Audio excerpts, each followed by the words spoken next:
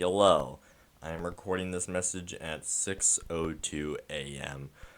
CST on the 7th of October, and I've just finished editing this video. I want to record this message as a quick warning. This game is rated 17 plus mature, and it has a lot of language stuff, and is a lot about self-discovery and acceptance. So take with that what you will. I'm trying to find a way to say this without spoiling too much of the game, but just know that it does have a lot of language stuff, a lot of explicit language, and I've censored some stuff, very little, but I've censored it for the most part. But I've given warnings out already, but I want to put a warning in the video. So there's your warning, and enjoy. All right.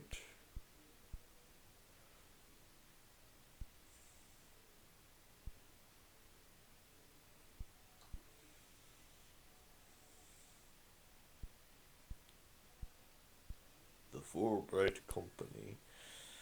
Oh yeah. Chair this way.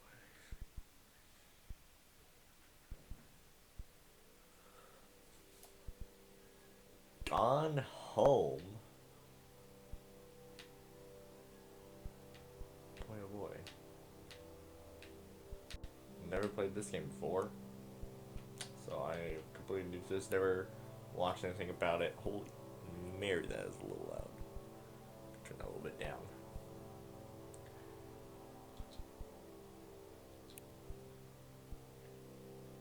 Oh, language? I don't know. Let's just do new game. Walk using left, look around using R. Okay. A little more comfortable. Start.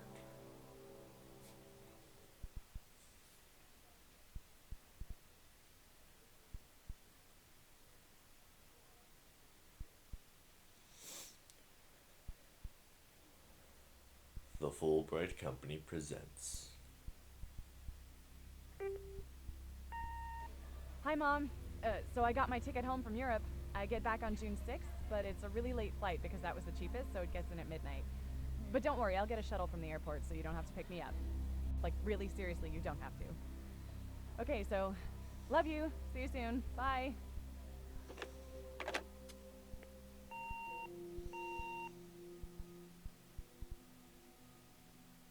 Alright.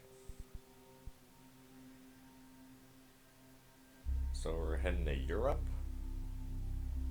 7th of June, 1995, 1:15 a.m.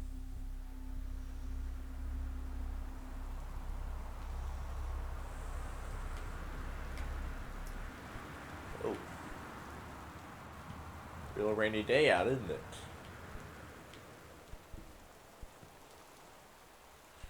I can find out it is okay. Caitlin Greenbrier? Portland. I can't read it. 6th of June 1995. Uh, 270 some Portland. I don't freaking know, man. Okay. Open door. Oh, can I sneak? Is there a sneak option? Guess not.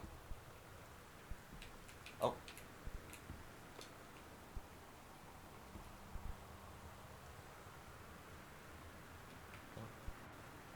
$5.99 US dollars, huh?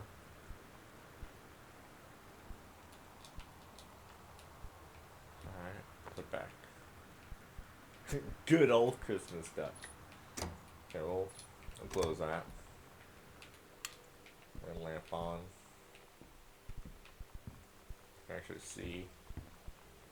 Got the old lamp plugged in. Sorry if I'm looking back. The computer's right there, laptop's right there, so I'm just making sure everything's coming out alright on OBS's end. Because I just got the setup done.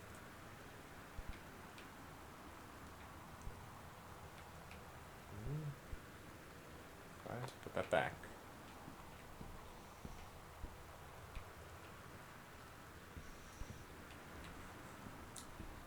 Nothing here, I don't think. A little hair to see.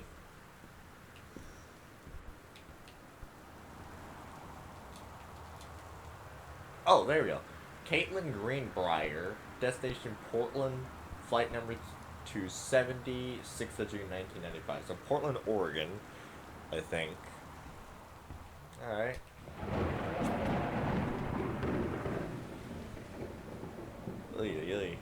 Katie, I'm sorry I can't be there to see you, but it is impossible.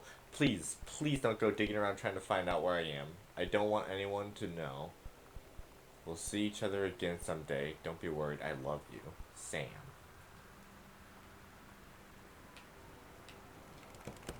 Locked. Locked. Oh, so I have to find a key now? Oh, there it is. Put that back. With the contents of your backpack. Oh. It's my passport. I've got to go on my Europe trip. Caitlin Greenbrier. Date of birth, 12th of December, 1973, I think. Female, USA.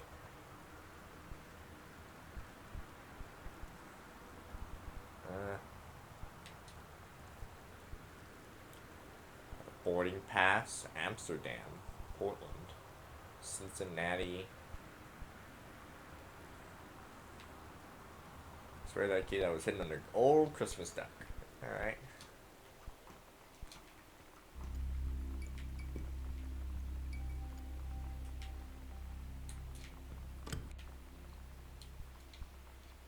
Close that. Alright. Oh wait. Hang on. Gotta conserve the energy in this house.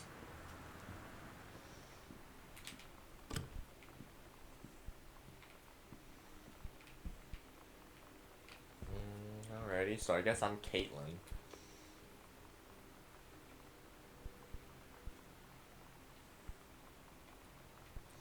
Got barcode on there. Put that back. So who's Sam? Is Sam like my brother? I'm assuming no. I'm assuming yes.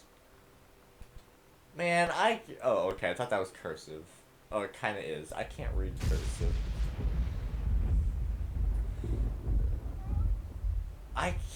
Left on, right on. Man, I can't read cursive.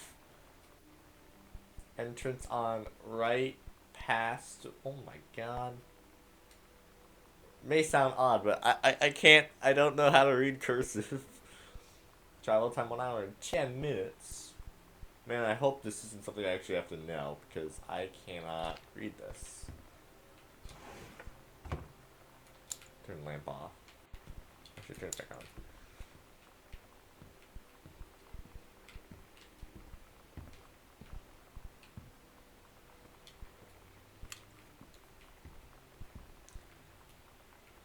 Of a little painting, alright. The camera, the new webcam does autofocus, so I'm just making sure it doesn't randomly mess up.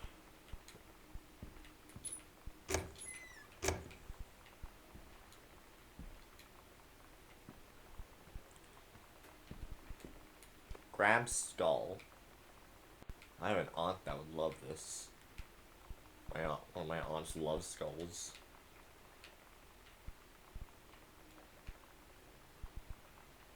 Head show in Mexico. Probably killed that pronunciation. Pick up one of my trophies. Regional track and field finals. 21st of April 1990. Girls 100-meter relay. First place. Jamie Bloom, Carla Jones, Shauna Rossi, and Caitlin Greenbrier. Oh, that's nice. So you won like a little... Sorry. One little, award. Nice. Oh, another trophy. Regional track and field finals, 22nd of April, 1991. Girls long jump event, Caitlin Greenbrier, first place. Alright. Doesn't do anything there.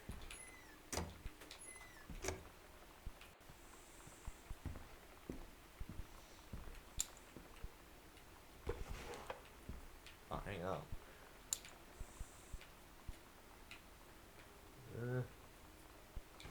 bunch of mail.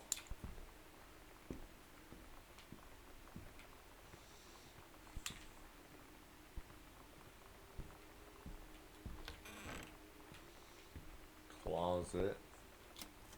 Oh. Goodfellow High School. What's that? Owl chicken? Front hall.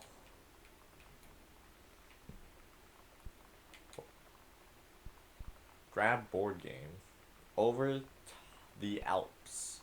A novel traveling game. 2 to 6 players. Alright, put that back.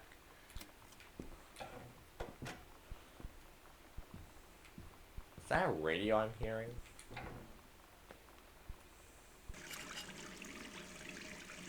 I have hand soap. Stop wasting water. Sparkle hand soap, green apple, 8 fluid ounces. Alright. Okay, hang on. Options. I want to increase the sensitivity a little bit.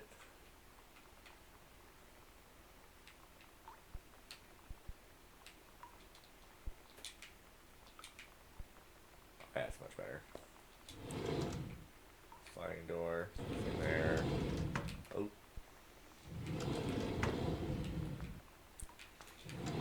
Alrighty. Anything in here? Examine magazine. Author. Oh, Stephen King, huh? 50 contest with up to $21,000 in prizes. Critiques the art of feedback. Could publish The Secret. Can't read anything? Okay. Wallpaper. I can examine I can examine literally everything. That's crazy. I can even examine these little boxes. What is this? Quick fix. Band-aids. Cleansing powder. Peel here. Alright, I open the toilet. Oh, I can flush it. Alright.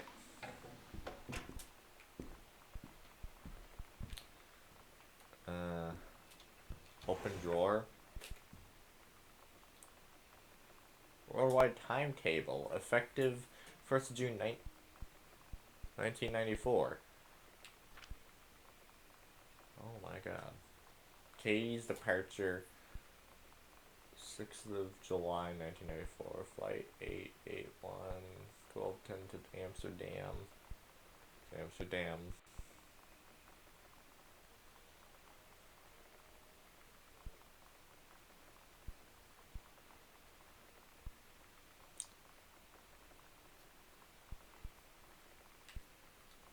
Alright.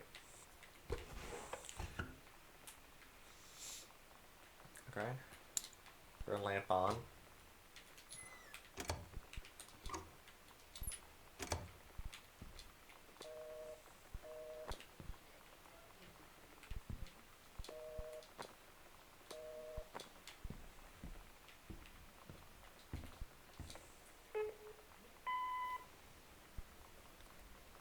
Sam. Sam. Hello. Sam.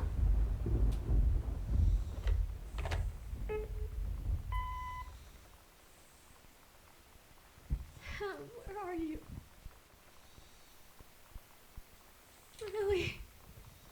I need to talk to you. Please be there.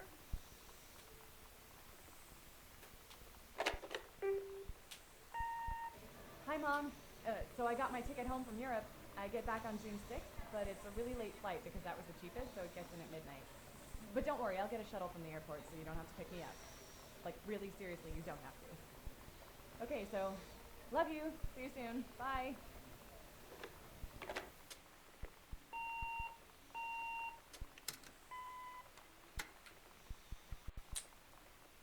Alrighty then. Weird. Sam, Daniel from the old neighborhood called. He wants to come see the new house. Call him back. Mom, Daniel is a total weirdo. The only reason I ever hung out with him in the first place is because he had a Nintendo when we were little. Man, priorities. Sam, Katie, Mom, Dad, Jan, and Terry. So Sam's like my brother, I'm guessing. Or sister, actually. 'Cause I don't see any boys besides the father here. Alright.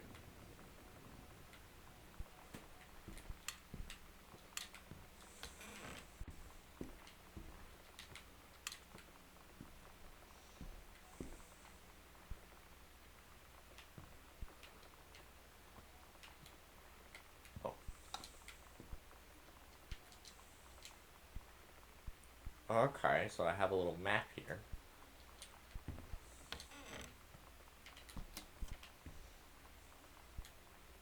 Oh, read note. Oh, Oh my god. You are so lucky you finished high school before we moved into this house. So, it's the first day of school, and there I am, introducing myself to the class. And I say that I just moved into the house on Arbor Hill. All of a sudden, every kid in the room turns and just stares like I suddenly transformed into a mutant. I just stood there, wishing pretty hard for a rewind button. Because now maybe nobody knows my name, but they all know who I am. The Psycho House girl. Great. okay. Welcome, new student. We hope that you're excited. You're as excited about your first day at Goodfellow High School as we are. Please be sure to bring the following with you on your first day of classes so that you can get right into the swing of things. One sturdy folder with pockets for each of your 6 class periods. 1 lined notebook per period. Per period, or 1 large notebook of 6 divided sections.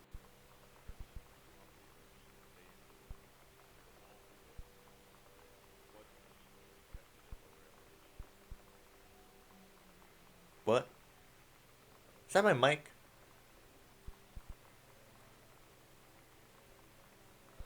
Oh, 6 divided sections, at least 6 pens, blue or black ink, and 6 pencils, 1 box of colored pencils, a standard combination lock for your assigned locker. Oh, this should...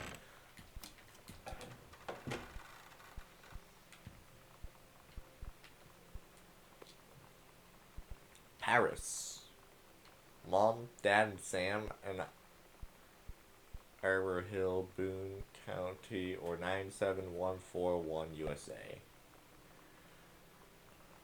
Okay. Hi, Mom, Dad, and Sam. Oh, this is the 2nd of August, 1994. I'm in Paris. I have done many Parisian things, including eating le petit... I'm not gonna say that, because I'm gonna insult someone. And wearing a beret. I'm going to have lots... Or is that beret? I don't know. I'm gonna have lots of film to develop when I get back. Sam, I bring you back something from the Shakespeare Book Company, since you're my favorite sister. Love you all. Okay, so it is a sister. Okay. A pack of cards.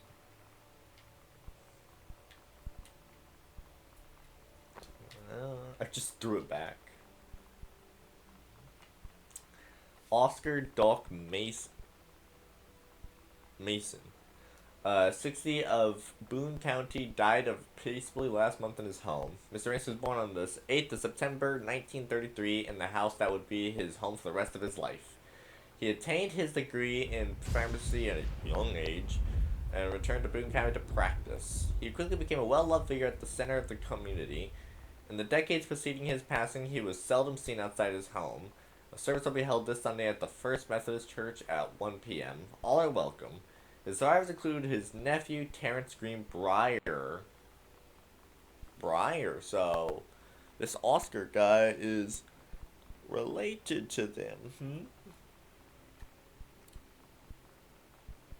Okay, there is something going on here. I don't know if it's my mic. No, it's definitely like. Okay, here's a radio or something. Go in here. Okay, what's this?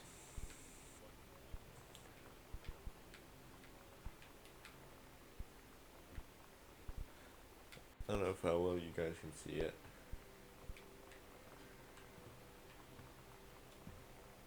Ah, there we go.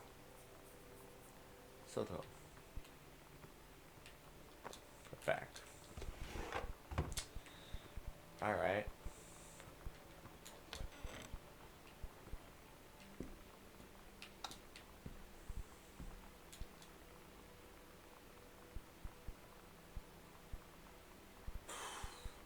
They say that a jack of all trades is a master of none. I have to disagree. Mastery is not a question of specialization, but sureness of purpose and dedication to craft. If you happen to be in the market for a combination LD/CD player, you'll be glad to know that Pioneer seems to share this particular. Okay.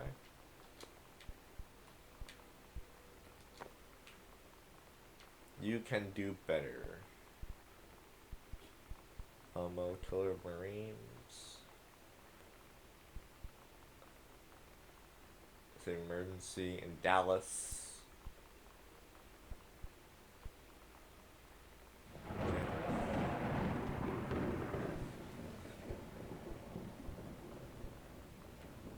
Wow. Alright.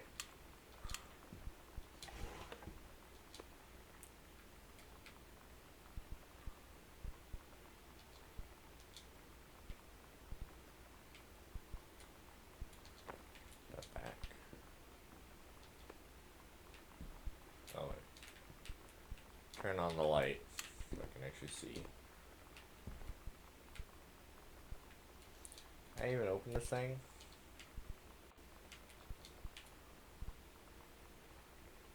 Don't think so. John Russell put his eyes on Sullivan's, the stairs, doing as if he were lying on the grass in his family's yard in Massachusetts, even though that place was a million miles away. No, he blinked the sleep from his eyes, looking through the carbon-reinforced safety glass of the space station Archimedes. Yes, he was a long way from home, but the future needed him. John Russell's head swam. He felt incredibly drunk, despite not having touched a drop in hours. He vomited onto his feet, his bare feet. He stared for a moment, processing his sick-flecked toenails, scanning up his bare shins, bare knees. He was completely naked. He looked up and met the eyes of a gorgeous blonde woman wearing a tight polymer fiber tunic. The fabric that strained at the seams contained her generous... Well, alright, pal. Happened time, well, that's passed before, but now I am a man. They need him now more than ever. Changing the past was no longer good enough. The instructions from the council had been clear. What to procure, what to construct from it. Yeah. Okay. Have in mind. Definitely probably have to put a warning on this video. Oh. Got a code on it.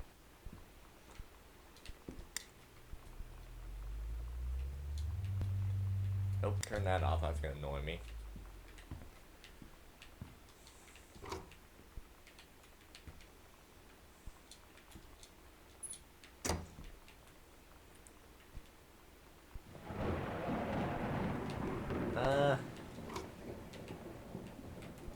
Nothing. Alright. Oh, open drawer. Electrical inspection form. Name of insurance application, Terrence Greenbrier. Property address, 1 Arbor Hill, Boone County, 197141. Finder number. Okay. Does the entire electrical system meet local codes? Yes. Are there any deficiencies which need correcting? Unclear. If yes, describe in detail. Wiring house is technically up to safety and amperage requirements. However, multiple layers of wiring that have been added into structure over the last 100 years. This system is frequently unpredictable. Lights blink out for no clear reason. Pressure on floorboards and door frames disrupts circuit wire directly behind the surface. Property Properly reworking the electrical system would be highly destructive to the walls, floor, and fixtures of the structure. After discussion with Mr. Greenbrier, since there are no current safety concerns, issues will not be addressed. Company name Black Cat Electrical Co. Harold Price Jr. Alrighty.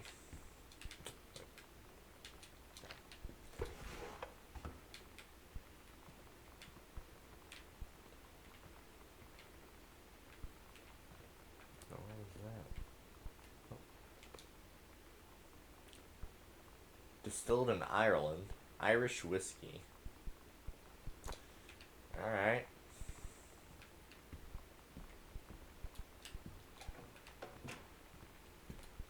That's it, I guess, for this area. Oh. Terrence.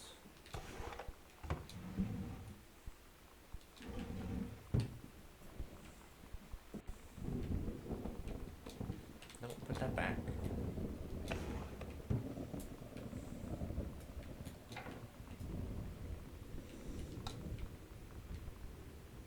Alright, what's in here? Lightning keeps getting me too. Lightning keeps getting me too. And I swear I hear a radio somewhere in the house. Another tissue box. Examine magazine. Readers tell us about their worst moments. 90210. Does anybody still care? The Veiled Gaze. How to subvert it. I was a teenage drag queen. 1995. Sarah Holst. Alright.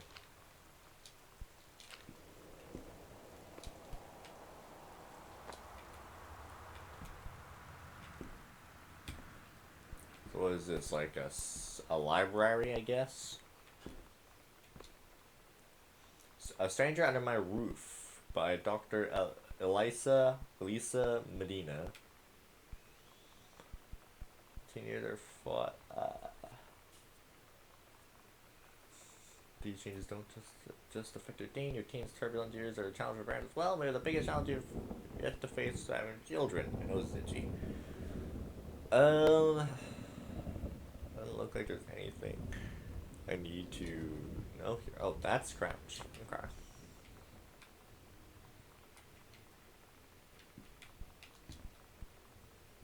Oh, 0451. Dear Terrence, David asked me to write you regarding the reviews you've been submitting the last few months. Frankly, they're becoming more trouble than they're worth from an editing standpoint. There's a word limit. It's your job to stay under it, not mine to cut back to it. Even then, it's becoming harder and harder to weed out the tangents and non-sequiturs from the usual copy without heavy rewrites. The readers of Home Theater Aficionado want to hear about the quality and value of the hardware, not ruminations on your childhood. If it were up to me, I wouldn't be writing this letter. I'd just be cutting you loose. There's tons of guys half your age who would take half your rate to write stuff I could actually use. But David's known you for a long time, and he's the boss, so I'm giving you one more shot on his say-so. You should write him a nice note thanking him for his patience and generosity. Look through your old stuff and start submitting reviews like that again. Then everybody will be happy. Brent Kurtwood, Reviews Editor, Home Theater Aficionado Magazine. Oh boy. Okay, 0451.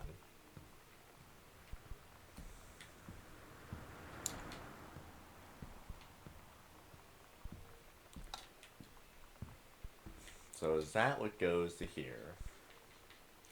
0451. It's because, dear Mr. Mason, please find enclosed your original document and type in a typed copy for your records. This notarized copy has been filed at our offices. Thank you for entrusting our firm with this important matter. Jeffrey Wise, Attorneys at Law.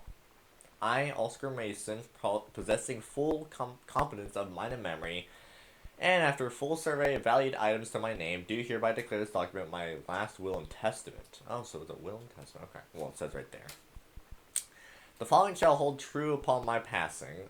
1. I declare that I am a lifelong resident of Boone County, that I am unmarried and have no children. 2. I declare that I have no outstanding debts to my name to any creditors living or dead. 3. I hereby bequeath every item of value of which I may die possessed, including the dwelling and surrounding acres located at Arbor Hill, as well as any and all personality, property, and moneyed accounts to my nephew Terrence L. Greenbrier Jr. of Ellis County. In the event that said Terrence L. Greenbrier Jr. should predecease me, then and in such event, the bequeath to him shall fall, and the same is bequeathed to his children as ordered by age and competence as stewards of the estate. I subscribe my name to this will this 13th day of August, 1973.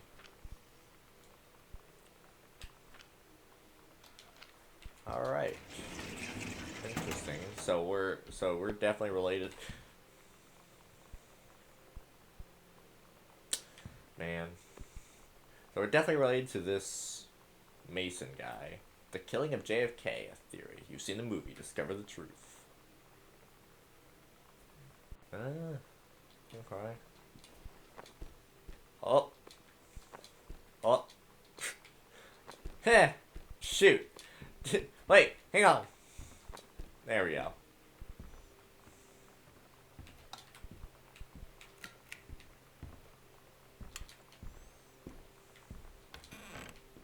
Close the door on the way out. There we go.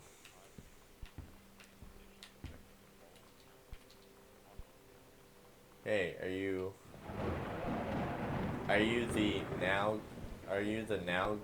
the girl, Sam? I'm Tommy. I'm at the back behind you. Wave if you get this and right back. Hi, Tommy. Yes, I'm Samantha, and yes, I'm new. What's up? I just thought since you're new, maybe you could use a friend. I don't have a lot of friends either, and so I thought I'd ask something if you don't mind.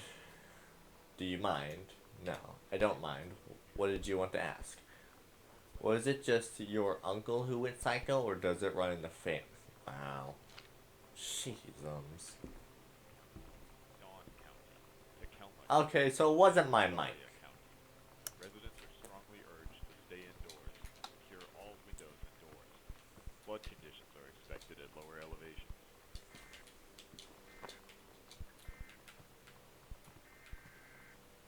It's Mom's old work mug. Tacoma County Forestry Service. The X-Files. Family Matters, Unsolved Murders, Mantis, Lucy Show, Strange Luck, Boy Meets World, Bonnie Hunt Show, Dave's World, Deer of Blood, Chinatown, Step by Step, Following counties: Labyrinth, American Gothic, Red Dwarf, Dawn okay. County, Tacoma County, and Wistaria County. Residents are strongly urged to stay indoors and secure all windows and doors. Flood conditions are expected at lower elevations.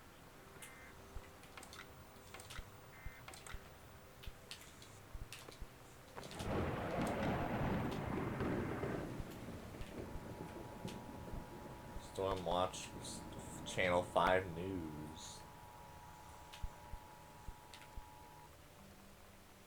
This is a severe weather warning. The Northwest Weather Service reports high winds and torrential rain conditions affecting the following counties: Austin County, Boone County, Dawn County, Tacoma County, and Wistaria County. Residents are strongly urged to stay indoors and secure all windows and doors. Flood conditions are expected at lower elevations. Good thing we're on a hill, right? A lot of stuff here. I can crouch.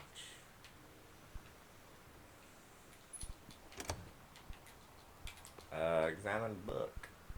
Sam thought this might help Dad making friends. Okay. You know that feeling where the first moment you see someone, it's like they have a big gold star around them, and you have to get to know them? Well, there's this girl. I think she's a senior. She's usually dressed kind of punk, but sometimes I see her in this, like, army uniform, and she's always drawing in this notebook, looking so intense. I had no idea how I would ever, like, have an excuse to talk to her. Till I noticed she and her friends hang out and play Street Fighter at the 7-Eleven every day after school.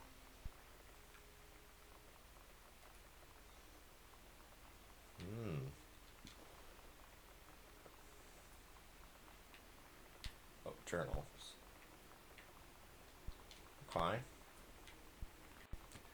So is Sam like got a crush or something? It's that book Dad wrote. Terrence L. Greenbrier, The Accidental Savior. 21st of November 1963, John Russell knows that the president's life hangs in the balance, but who would believe him?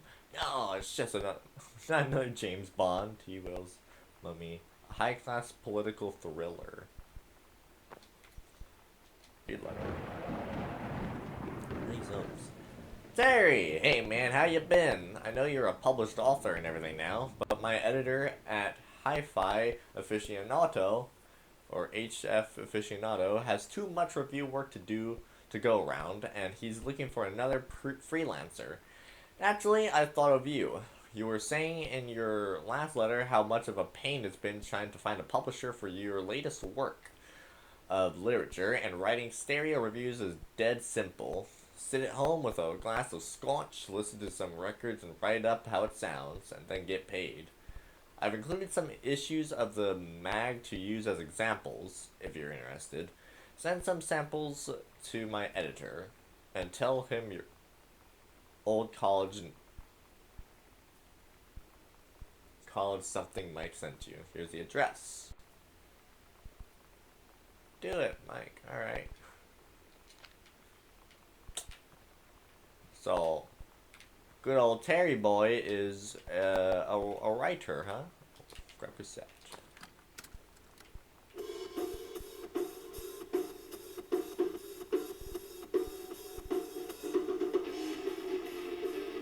Jeez Louise. That's loud.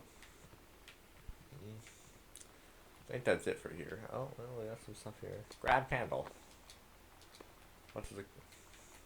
Nothing. Alright. Some wood. What is it? A wrapper. Matchbook. Alright. Oh, put that back. Oh, we got a box here. Read shipping label. David Werning, Hi-Fi Aficionado Magazine, A8 down. Okay.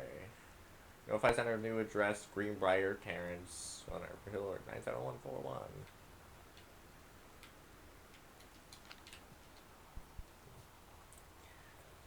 Hi. Okay, 15th of August, 1994.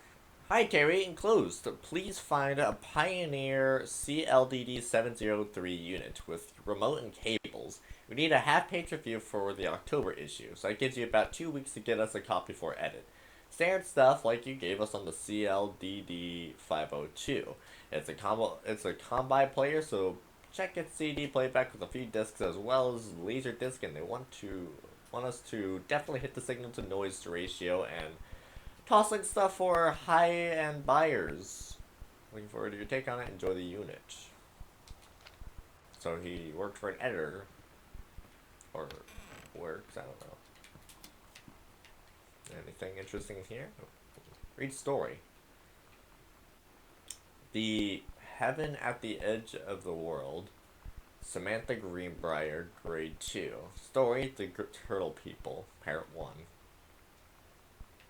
I have a pet turtle. Captain Allegra looked off at the ocean. It went on forever, or so it seemed. Someday she would find the edge and get to the paradise there. Then she heard a cannon. Then she heard a cannon fire. Boom! It was the Black Pirate ship. She yelled, "I thought we lost them at Horse Island." The first mate said, "Looks like you thought too soon." The black ship came up along the side. Captain Black himself came out the deck of the black ship. He yelled to the Captain Allegra. Man, I suck at reading. He yelled to Captain Allegra, "You're never gonna find the edge. There ain't no paradise and your father were a liar." Captain Allegra yelled back, "Then why do you keep following us, you imbecile?" Oh, hi, David. The first mate yelled out, "We'll stop you, Captain Black. We'll find the edge of the world, and you'll see your father, who was no liar." The battle kept going until Captain Allegra's ship got away. "Now west," she said, and the ship sailed towards the sunset. Alright. That killed my throat. I was trying to do a little epic voice, that just killed my throat. Alright. Conserve the power, ladies and gentlemen. Conserve the power. Don't want that electricity bill to go high. No door.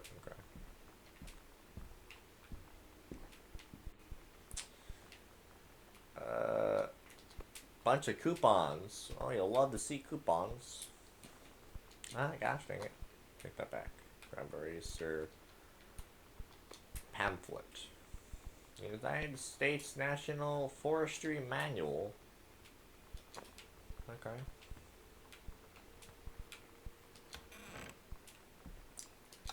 Turn lights on. What do we got here? Coffee mug? Teacup? Man, I don't even know what to make of that. Looks like a bear in here. Dr. Oh my god. What is this? Orange flavored soda.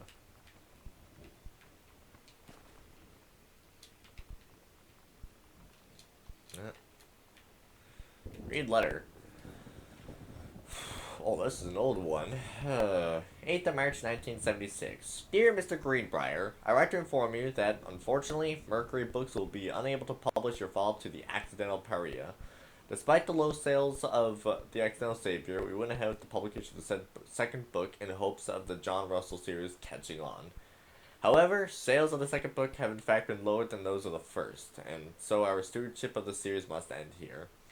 It has been a pleasure working as your publisher, and we wish you and John Russell the best in your future endeavors. Sincerely, Donald Tripps, publisher, Mercury Books, Inc. Oh boy. The Accidental Pariah. Message from our future save the present lives once. Within the next 24 hours, there will be another attempt, and the lines of communication are down. Man.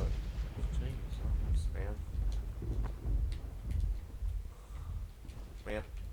Open. Another Irish whiskey. Okay. Guy likes to just sit down and, like, I don't know, drink some Irish whiskey and Vicks vodka or something. Write a book. Interesting way to write a book. Nope. I am not gonna play that.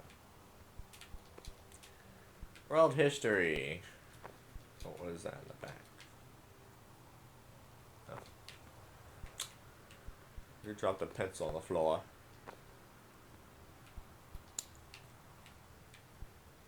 Open folder. Samantha Greenbrier, 9th of September 1994. Below are 2 stories. The amendments are all out of order. Get a sheet of lined paper, write reproductive worksheet number 6 at the top, then choose one of the stories, A or B, and rewrite it. Begin with the title and your name. Find topics in the beginning of your paragraph, put the sentences in chronological order, make sure the last sentence is a good concluding statement. A, the menstrual cycle. Travel to the fallopian tube, the ovary releases the ovum. About 2 weeks later, since the lining of the uterus is not needed for a pregnancy, it comes out through the...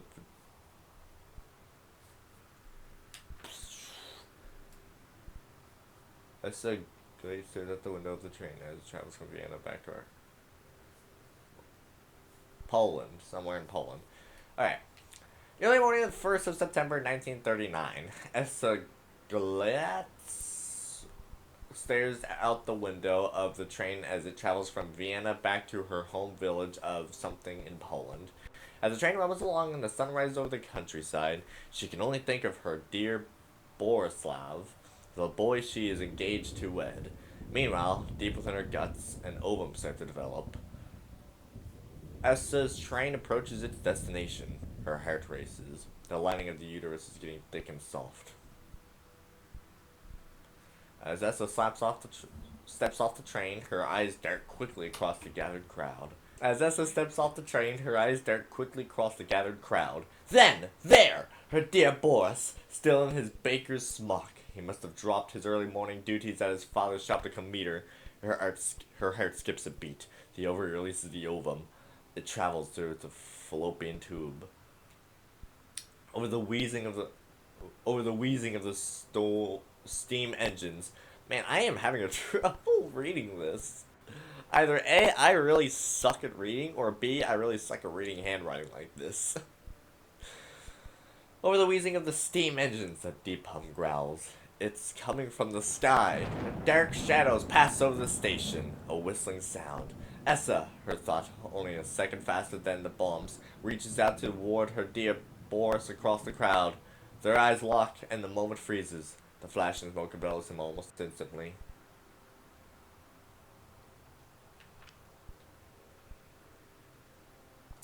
In the assault by German forces, almost 75% of the people in her hometown are killed. The rest, including Essa and, for a time, Borislav, huddle in a half-destroyed church. He is blind, his legs are missing, bandaged with torn bed sheets. Essa's egg will not be beating up. Dear God, Sam! About 2 weeks later, Boris loses his grip on life. Essa has given up her rations to keep Boris alive, but in the end, nothing can save him. Since the lining of the uterus is not needed for pregnancy, comes out to. She sets off to join the Polish resistance as a daring spy and saboteur. Another ovum starts to develop in one of the ovaries, and the process begins again. Dear. Oh my God, Sam! Sam! Wow! Woo! Alright, you've got one vivid imagination, Sam. Alright, I was not expecting that kind of story. My God. Anything interesting here? Doesn't look like it. Alright, what's in here? So, Savior. I can look at Samantha. Please give this to your mother. Janice, thank you for having this guy, Danny, I think, over for... Man, I can't read cursive. He has missed having his friend Samantha in the neighborhood very much. Danny asked if he could...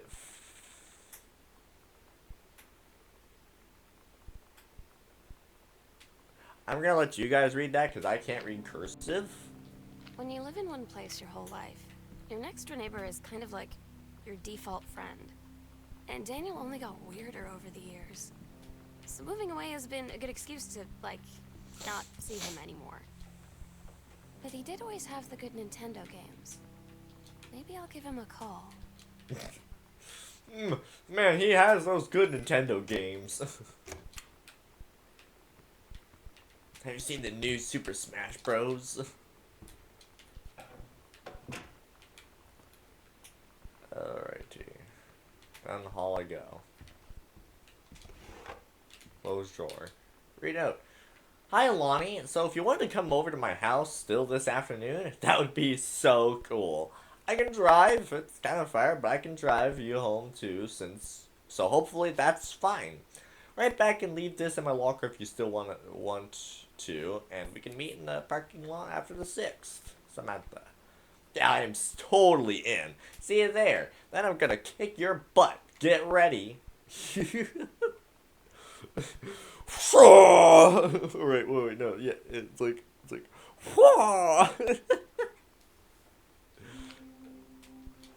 So you know what they say about the best laid plans of mice and men? Yeah, turns out it applies to Street Fighter too. At least I worked up the courage to walk into the 7-Eleven and ask for a turn, but all that practice at home did not exactly translate in the wild. So after I was finished getting my butt kicked, I followed them outside while they smoked. And that was when she asked me if I was that psycho house girl. But then she said she's always really wanted to see the psycho house. Her name is Lonnie. She's coming over tomorrow. Alright. Katie, please, whatever you found, don't tell your mom and dad. The attic. that's locked.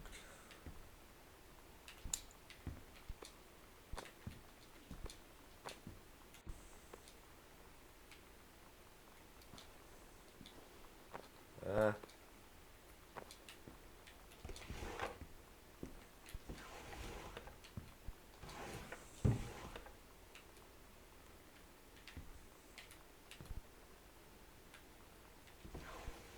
Don't see anything. So I guess we gotta look for a key of some sort. Alrighty. Take one last look around this area.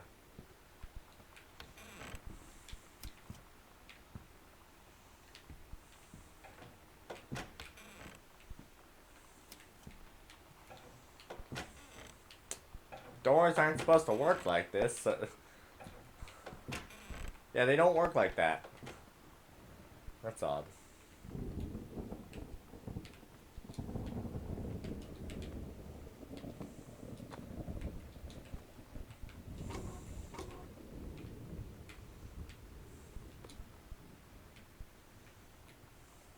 Bratmobile.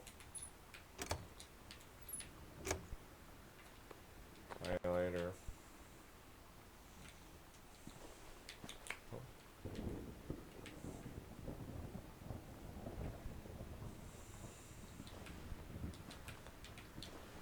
Alright, I'm gonna check the other. Oh, what's this? So, what's the map looking like right now? So, the basement is locked. Okay, so I need to find a basement key somewhere.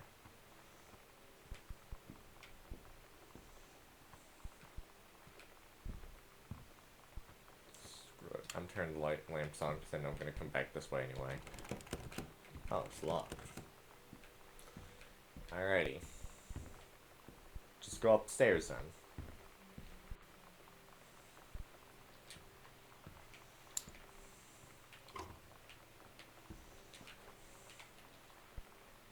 Controlled burn schedule for Boone County.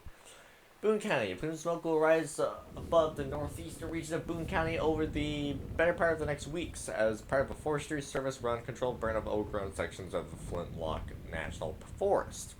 Forestry crews have been preparing the area for months. The burn operation will take place between 8 a.m. and 5 p.m. on Monday, Tuesday, Wednesday, and possibly into Thursday, depending on the speed of progress, according to the Forestry Service. In addition to moving dead and overgrown vegetation that can lead to wildfires in drier months, the operation will serve as a valuable training tool for the forestry and firefighting personnel involved, said senior conservationist Janice Greenbrier. Greenbrier, alrighty. So, mommy is a forestry service woman, I guess.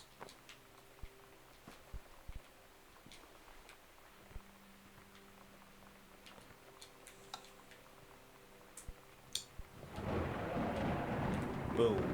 Grab code. Weekly planner. I can't read cursive.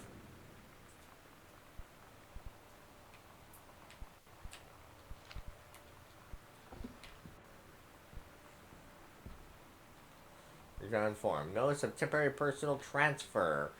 Bruce Pendleton, head of personal State Forestry Service, to aid in the upcoming prescribed burn operation, arranged with expertise in the procedure, is being transferred to the station at Flintlock National Forest, effective the 2nd of September 1994. Please see attached personnel file. The overseeing officer at Flintlock Forestry Station, senior conservationalist Janice Greenbrier, is charged with the supervision of transferred personnel. The duration of transfer will be based upon performance evaluation as well as the recommendation of the overseeing officer. Signed, Bruce Pendleton. Alright.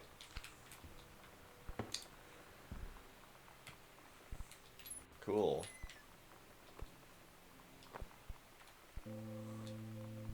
Hanging out with the girls. Hanging out with girls.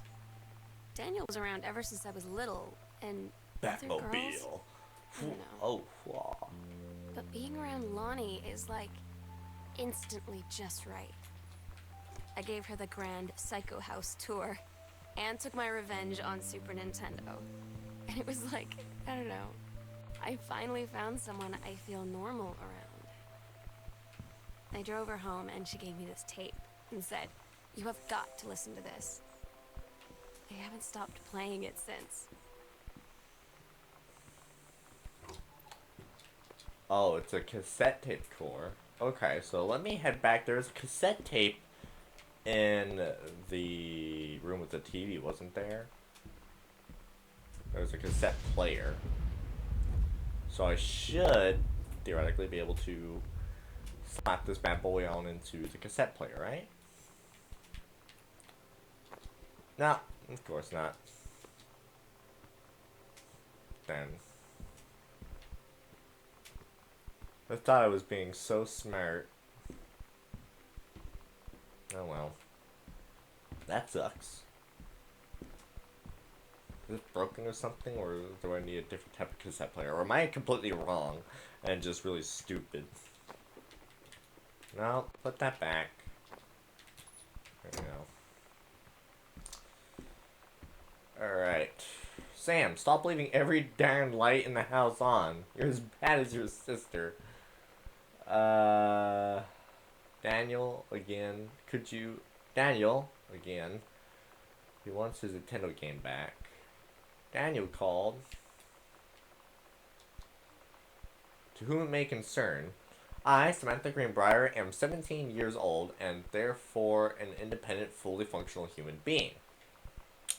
The fact that you still forbid me from going into the city on my own is frankly absurd.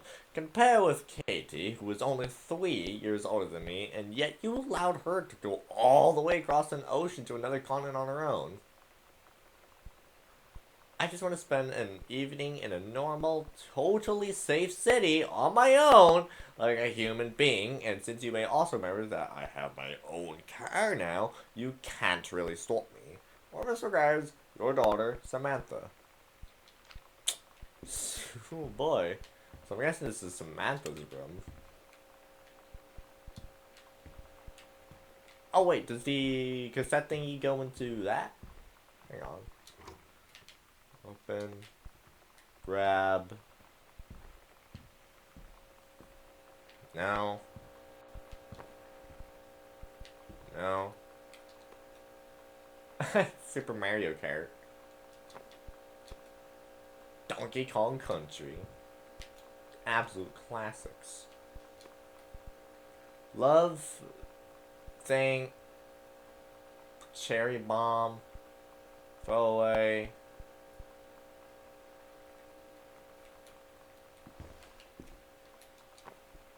Can't play that. Alright. Oh.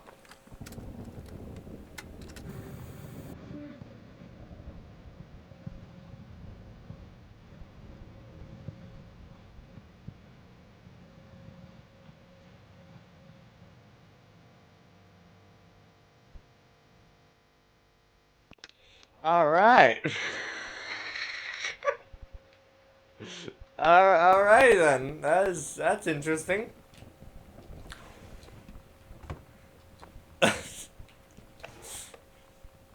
F you too, we're so cool! Yeah! I barely listen to music personally. Oh, there's other characters. What you got here? Adventure... The Adventurous... The cat returns. Chun-Li moves? Is that Mortal Kombat? It is. Fireball. Hold plus punch. Hold left, right plus punch. Lightning kick. Kick, kick, kick, kick. Helicopter kick. Down, up plus kick. Air stomp down plus high kick while jumping. Alright. I've never been one to just memorize stuff. That's probably why I was never the world's greatest at Super Smash Brothers. Stare. Scrutinize. Super Spitfire. Journey of Crystal. Alright. A lot of Nintendo games. So where's your SNES? Is it in the back there or something?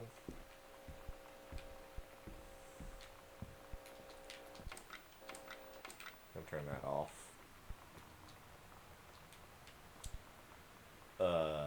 You better not have been reading my secret diary again. Here you go, Mitten. Have some pets. Gross. Meow. How many figures am I holding up? I haven't had that much to drink, Jodie Foster. Huh. I want to believe.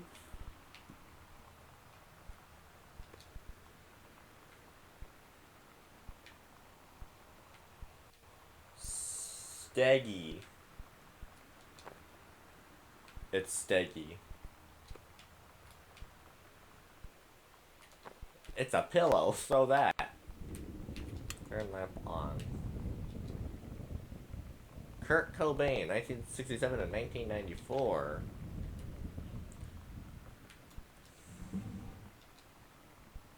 Groove. Church of AIDS in Africa. Oh, what was that? Max and Martine won for the murder. Oy. The Brother 150. Of course, it's Phaedrus. New for 1965. This is the one me and my dad are building. Want to go for a ride when it's done? Oh man, that sounds so totally radical, dude. Samantha Greenbrier, year 11. Teacher Fletcher, period 5. Subject drop 1. Metalworking engraving, grade C-. No, it's not a challenging assignment. Metal plaque for family portrait, reasonable subject, but not complex. When I said that mom and dad should be replaced with parents' names, I did not mean just add them underneath. Acceptable leveling on edges, show more pride in work. Clearly, either A, she didn't want to work, or 2, she just doesn't like engraving.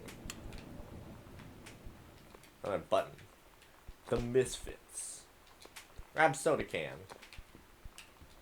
I don't even know what this is. Oh. Emery board. Brochure. Sam, I think the creative writing track role would be for you. English creative writing. Offered a full scholarship for the first year at Reed. Isn't that cool? I believe Tennessee does like a free 2 years of college or something like that. It's like a program they do or something. Oh. Yo, Legend of Zelda. Banger game. Absolutely phenomenal game.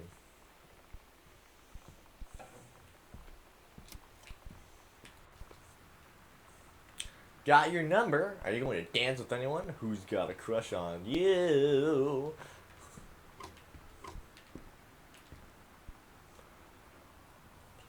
Alrighty. The King's Labyrinth. Chapter 2. Fraying Threads. Captain Allegra, still in her flowing skirt and sturdy jerkin, descended the single shining thread into the lower cavern of the labyrinth. She and the first mate, on their own now, grew closer to their goal. She and her first mate, on their own now, grew closer to their goal, the throne room of the dead immortal king of the island. The first mate slid down the line onto the stone floor. She swept chalky bone dust from the front of her canvas trousers and looked up at Allegra. The silken thread, nigh unbreakable thanks to the enchanted moths that inhabited the island, trailed behind, leading their way back to the entrance. From further into the labyrinth, a moaning began to echo. The moaning grew louder and clearer.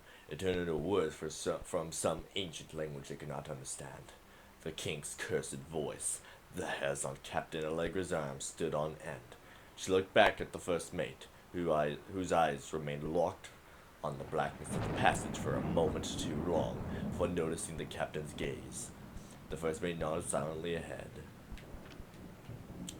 Following the king's ghostly song deeper and deeper into the labyrinth, They came upon a rocky gap spilling forth otherworldly blue light. The great bass of the dead king's throne room lay below. Skeletal in rotted robes, the king was hunched over the blue orb topping his royal scepter. Shadows of his bony fingers danced on the walls like ghouls.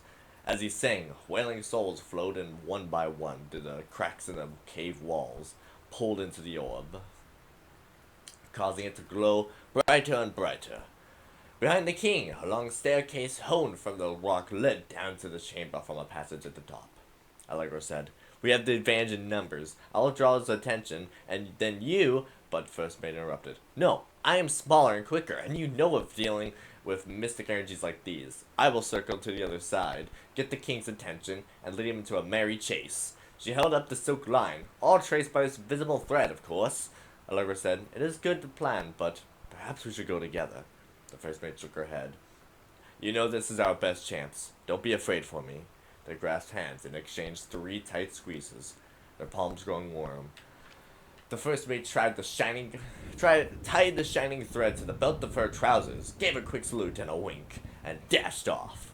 Allegra waited, staring vigilantly across the top of the stairs for the First Mate to appear. The king continued his, "Wait, no, no!" The singing stopped. The king turned and began walking up the stairs. Allegra wanted to call out, to do anything to stop the First Mate from running headfirst into danger. She tried tugging onto the line to signal her. No use.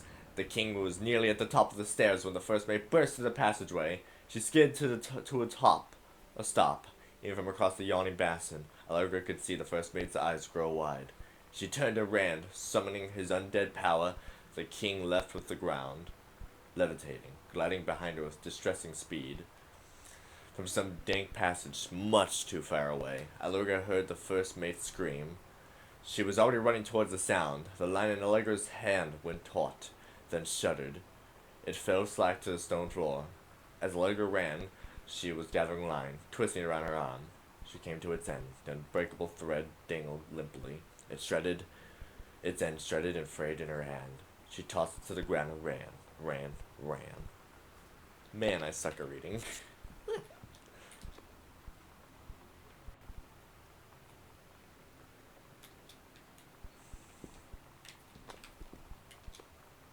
Holy Bible.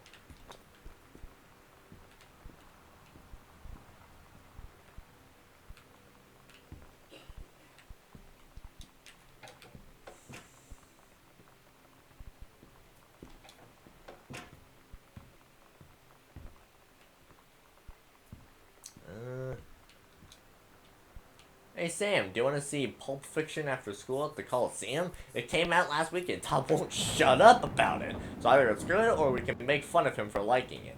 My mom is supposed to cook dinner for us tonight for a change, but I can just ditch out on it probably. What time? Also, isn't that movie supposed to be really violent? Am I going to barf? According to Todd, it's pretty hardcore. I guess Uma Thurman gets stabbed in the heart with a heroin needle, so that's kind of hilarious. Also, something about cheeseburgers is important. Todd wants us to see it again. 7:15, okay? Don't barf. Alright, see you then. Barf. Okay, hold on, I'm gonna get a sip of a drink. Alright. Alright. Open door. Oh, it's a bathroom. Open cabinet. Got toothpaste, all that good stuff. What is that? Nail polish? Hairbrush. This one weird looking hairbrush. Alright. I did not mean to turn that on. Why? Oh.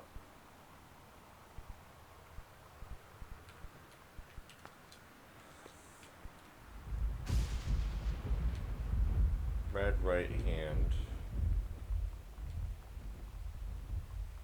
Okay, man, I looked at that, I was like, oh! Lonnie brought her hair dye over today. She said, "I need to fix these roots. Think you could help?" Dyeing hair is weirdly intimate. know if I've touched someone else's scalp before. It's pretty intimate, right? It felt intimate. We looked in the mirror together after, and I expected her to say something about how it looked crappy, or good, or whatever. That's when she said, "You're so beautiful." And she was looking at me. Right in that moment, I wanted to say something, but I waited. And the moment was gone.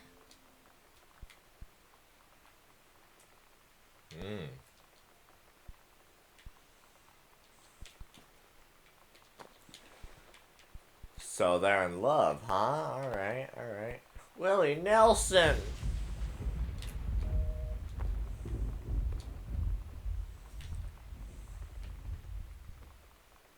Paris. Dear Mom, Dad, and Sam. I am in the channel.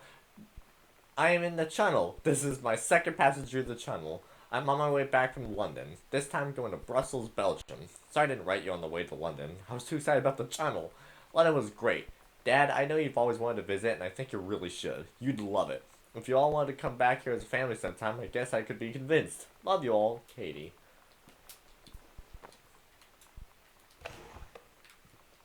Alright. A lot of jeans. I don't even know what that is. Bed sheets.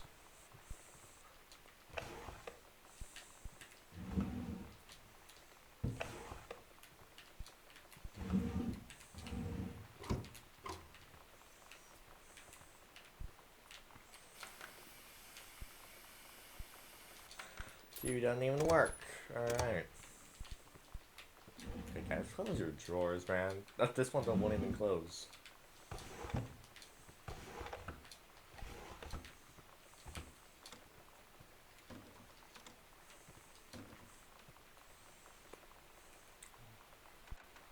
Mitten.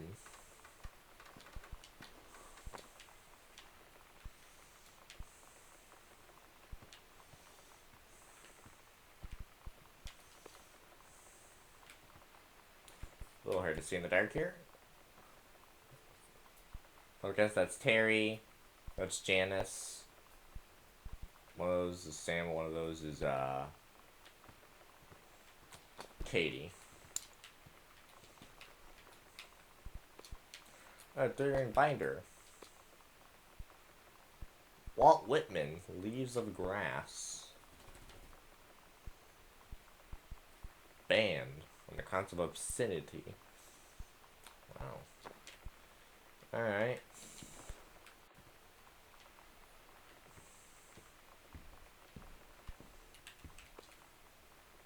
Watercolor technique. For flowers in still life.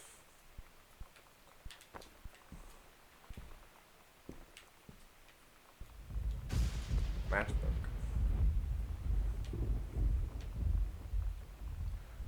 Rick O'Clock Friday. 8 o'clock Friday.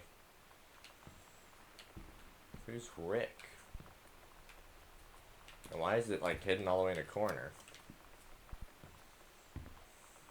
I'm guessing it's a parent's bedroom.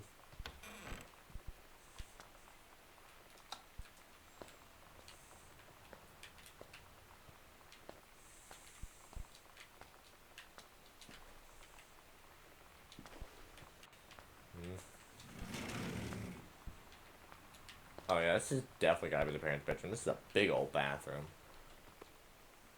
After the honeymoon. Yep, definitely parents' bedroom.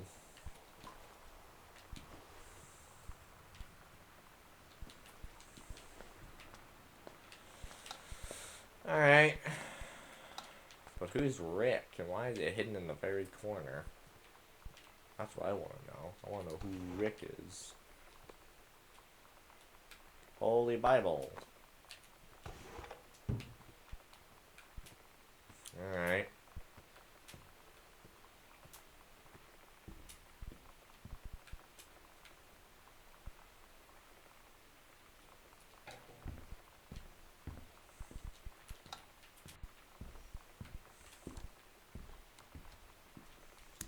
Whose bedroom is this?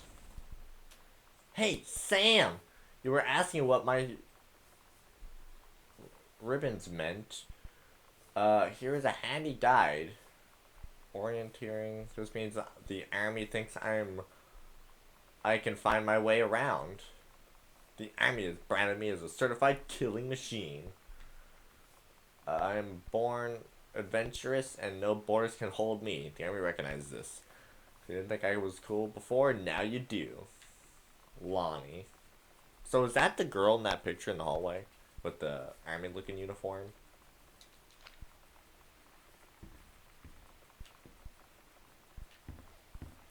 Misk.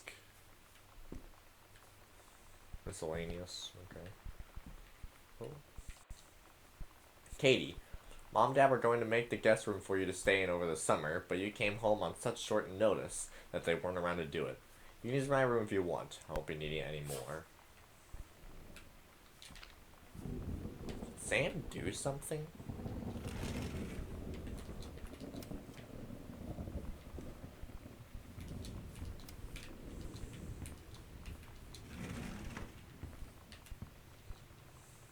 Samantha Greenbrier, Ghost Hunter Journal. Sighting Journal. 31st of August 1994, 1:19 a.m. It's all shadow in the upstairs hall. When I round the corner, no one was there. How tall was Uncle Oscar? Note, I was not wearing my glasses. 3rd of September 1994, 12:44 a.m. A faint voice came from the bottom of the stairs. Said hello. Did not investigate. Probably was the furnace. 9th of September 1994, 4:11 p.m. Poured milk from carton in fridge. It was spoiled. Pretty sure I read that spirits can sour milk. Milk was just bought yesterday. Also ghost milk. Ooh. 9th of October 1994, 11:24 p.m. Lonnie says she feels a presence in the TV room. I suddenly begin to feel cold. We build a protective pillow for it. 22nd of October 1994, 11 p.m. to 12 a.m. Lonnie and I employ Ouija board as a medium. Disturbing messages are conveyed from the other side. Oscar is definitely here. 28th of October 1994, 10 p.m. to 29th of October, 4 a.m. Enlisted Lonnie to stay up all night and help patrol premises, recording any signs of otherworldly presence. Lonnie reported many sightings, but all remained unconfirmed. Possible ectoplasm in the attic? Probably leaky roof. Okay, boy, really? You got it now? Of all times? Hold on.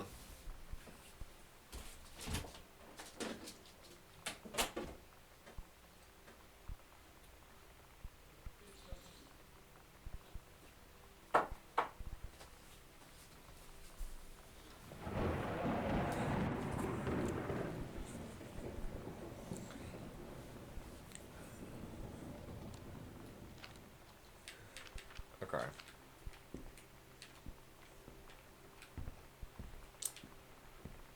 I don't think there's anything else in here to look at.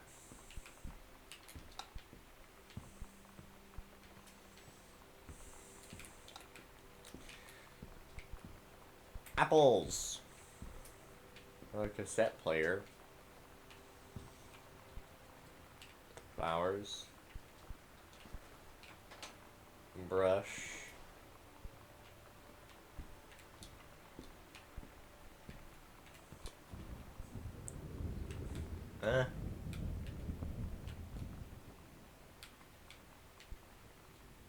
Heaven, Betsy. Something.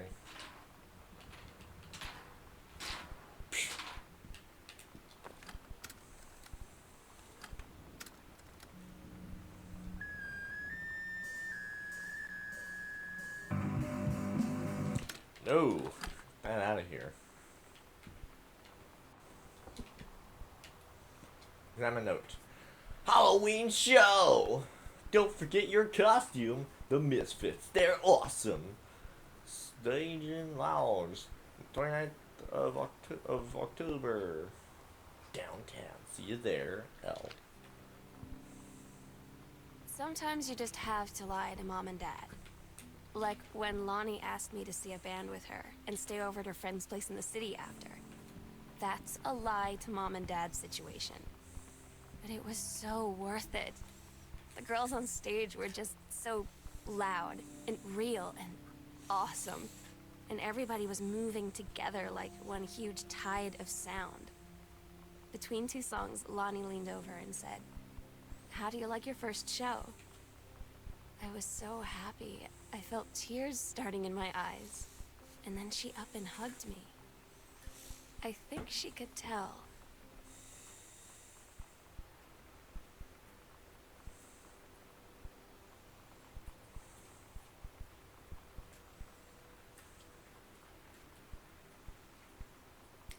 Alrighty. Lovebirds.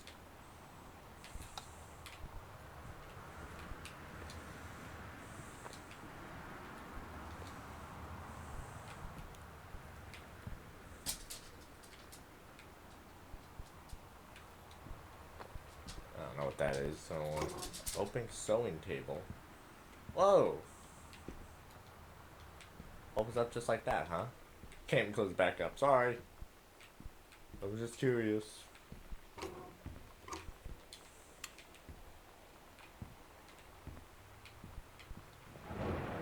Captain Allegro and the first mate.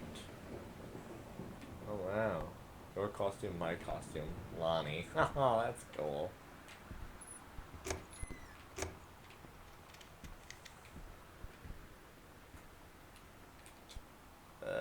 Cassette case.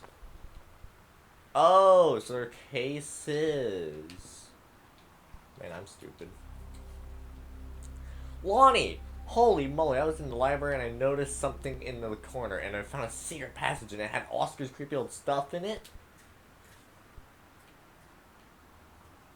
Library. Mom and Dad's room.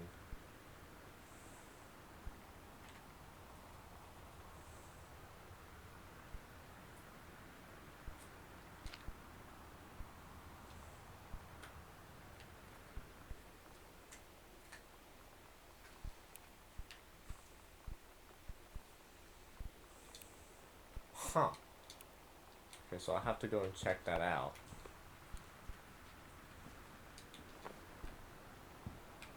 Okay.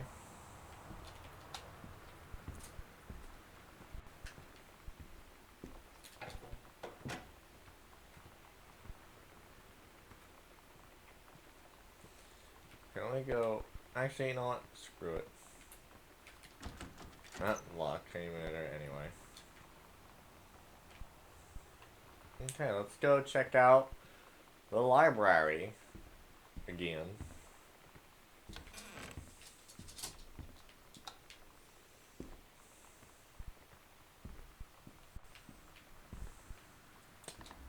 Aha!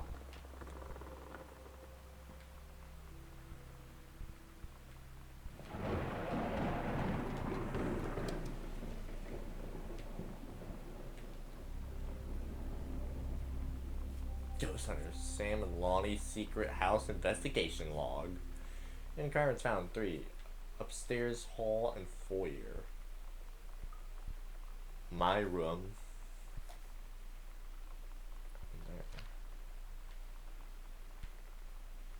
Okily dokily. Okay.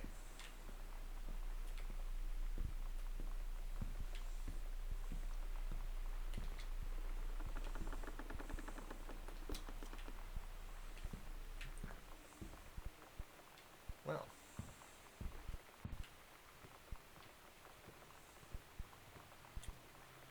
Supposed to be one right around here then? Yeah.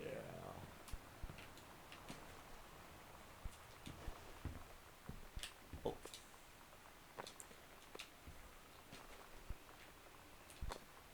Just throw that on the ground. Ouija board. Read note. 1. Hello. Who are you? Oscar. What do you want to come back? To open her first number and left on the take a screenshot of that. Half of Sam's locker combo. Oh. Let me put that back. Okay, so I found that. So there's one more, which is right there.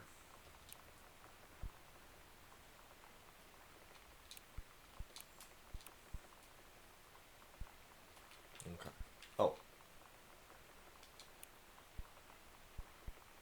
And Dad's office. Okay.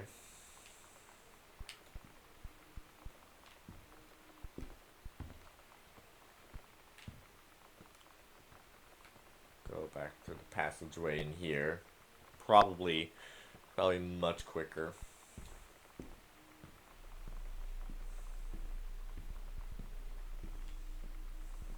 that a cross?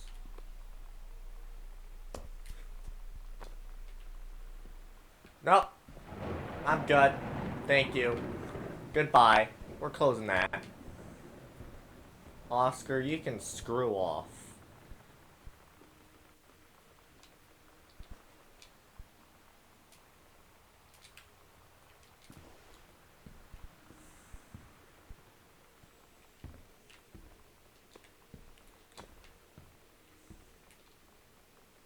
The Misfits. Saturday, 20th of October.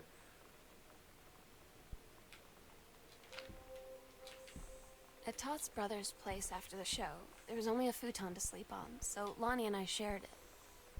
The lights went out. I was turned toward her. My eyes started to adjust, and then I could see she was looking at me, too. In the dark, she smiled. My heart was beating so fast. I rolled over. I felt so, I don't know, nervous? After a minute, she put her arm around me and was so close and whispered in my ear, "I really like you." I just nodded my head, and I really hope she could tell. I really hope that she meant what I think she did. I felt like a shook-up can of soda ever since. I hope we have the chance to talk before I explode. Lovebirds. Private, do not read. Heaven at the Edge of the World. The Green Glacier Part 2. Samantha Greenbrier, 9th grade, 1st of December, 1992. Allegra and her scouting party peered down wearily through the dense canopy of rustling leaves from the perch high in the forest's branches. Mere feet away, sunlight shone brightly off the inner ice walls of the glacial basin in which the forest grew. It was a strange sight indeed, such lushness juxtaposed with the frigid ice formations. Allegra leapt forward without hesitation, bounding through the high branches. The first mate had been captured by the Green Glacier's Amazonian tribe. His life hung in the balance. "We have to hurry!" Allegra's parody followed behind, moving quietly as it breezed through the greenery. Allegra lay in the clearing and shouted, "Stop!" She saw the Queen Amazonian up on her pedestal, reaching for that lever that would drop her first mate into the vat below. She shouted, "No!" and flung her saber at the at the Amazon's reaching hand, but it was too late. The first mate screamed as he fell toward the water, then splashed below, and all was eerily silent. Allegra looked on, frozen in fear and remorse. She had been a moment too late. But then, from the vat, something began to emerge, a head of dark brown hair, just like the first mate's, then the shoulders and sleeves of his coat, soaking wet. But as the figure stood and the water poured down, Allegra saw that the first mate had changed. He was no longer a man at all. In fact, what looked back at her were the eyes, the face, the hair and hands and body of a woman. Still in the first mate's clothes, still the first mate. She spoke in a soft, clear voice. "Captain," the Amazonian queen said, "she is one of us now. She is ours." Allegra drew her magical flintlock pistols from her belt, and her crew readied their swords. Allegra glared into the queen's eyes and said, "That's the love of my life, and you can't have her." Alrighty. 50 dash. That's 1. Oh, okay. We'll head on back over to her room then.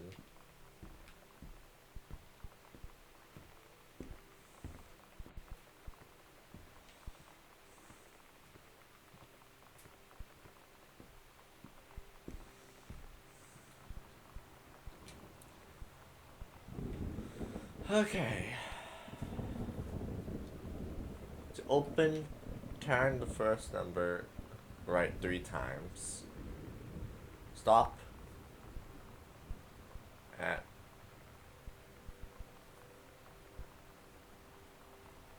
the first number. Turn left on the number to turn left 1 number.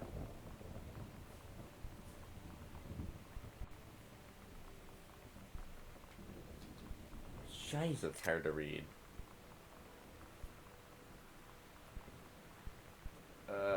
Turn left 1. Turn left 1 full turn, passing first number to stop at second number.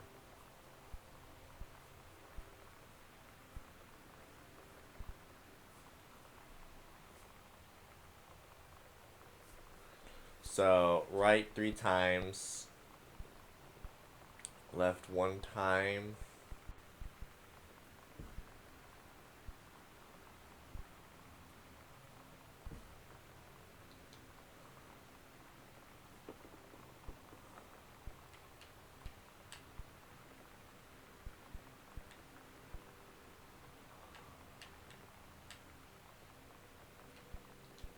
What in the world? Oh, 0501. 0501.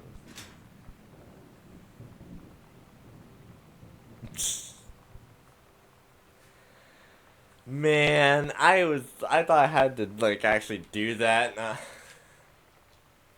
Lonnie, 1994. Bright red hair. Lonnie came over today, but everything was different. She was sitting at my desk chair, and she wouldn't look at me. Finally, I asked her what was going on. She said she felt like she'd done something wrong that night in the city. Like I must think... But I said no. There was nothing wrong. I just wanted to say... But I couldn't find the words. I felt like I was gonna cry, but I wasn't sad. She got up and sat next to me on the bed. I looked at her. Lonnie, do you think you could ever... And that's when she kissed me.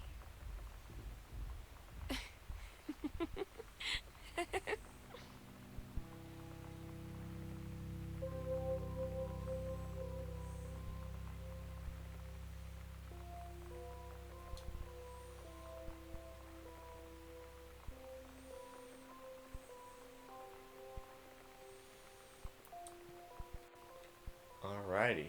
Oh, we have to go to the basement? Oh my god, Sam.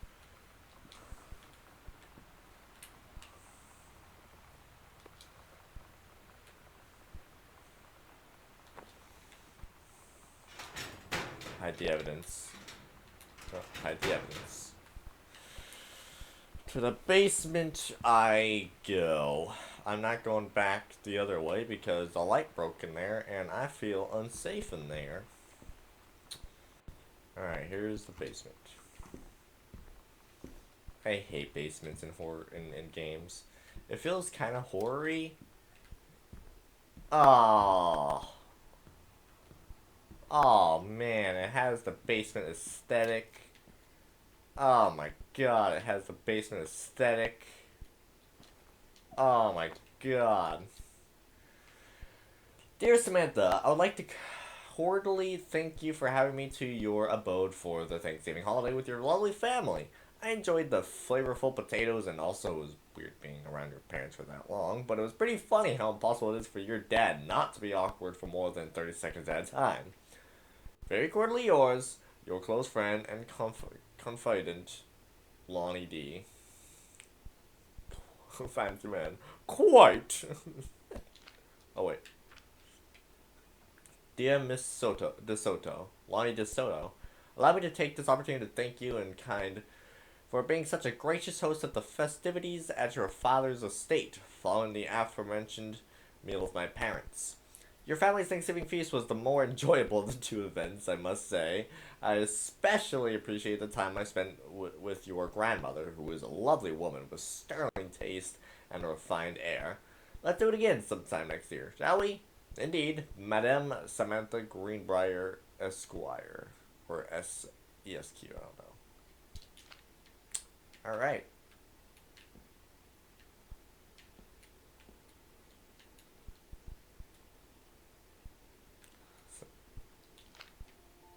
It's Who different. just breathed? I mean, we still hang out all the time like before. But now when no one else is around... Well, you know. So you could say we're dating. But it's secret. Secret dating? I don't know. I mean, I guess that's the real difference. Now when we get off the phone, or go home for the night, or it's just quiet and we're alone, we say I love you.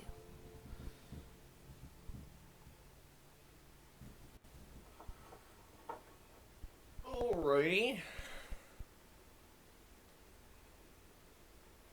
Take a sip of my chamomile tea.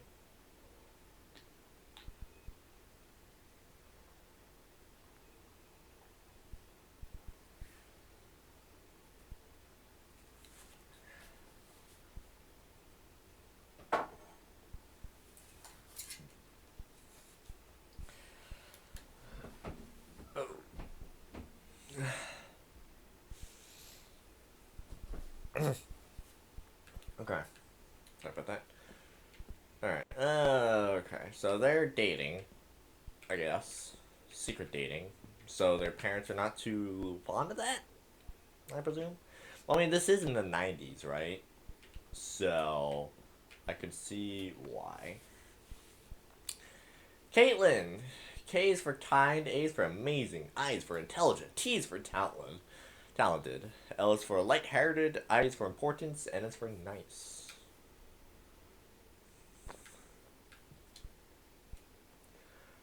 No, we're not reading. We're not reading that. First place, and what is that? Caitlin Greenbrier. A lot of Katie stuff here, huh? Bar. Yep.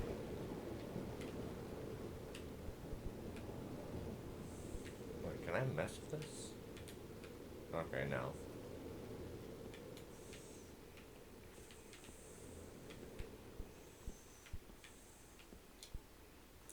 Reed College. Samantha Greenbrier, 24th of January, 1995. Okay. Dear Samantha, congratulations! I am pleased to inform you of your admission to the creative writing track of the Reed College Summer Program for Young Scholars for its 1995 session. We believe you have much to contribute to the Reed College community. Based on your portfolio and academic record, I am pleased to offer you financial aid to cover 75% of the summer program's tuition and fees. The attached documentation delineates your schedule, optional secondary track choices, and your dormitory assignment. Please remember to submit the attached form if you wish to be eligible for one of the 3 Reed full-time undergraduate scholarships to be awarded to exemplary students at the end of each summer program. Man, I killed that pronunciation. We very much look forward to your attendance. Again, congratulations on your admissions, and best wishes from all of us at Reed College. Sincerely, Julie Morris, Director of Admissions. Oh. I'm so stupid sometimes. I was telling Lonnie that I got into my college summer program thing, and I was all making plans like, you should come visit me, stay in my dorm room. But she said, Sam, I ship out on June 6th. I was like, ship out? To where? She said, to basic training. What did you think I was doing all that ROTC stuff for? I guess she's been planning to join the army right after high school since she was like 12. And I guess she's really going to do it. So I was like, after graduation, I'm just never going to see you again?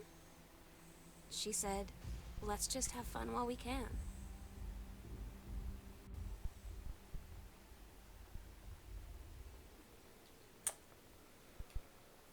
Alright, that's...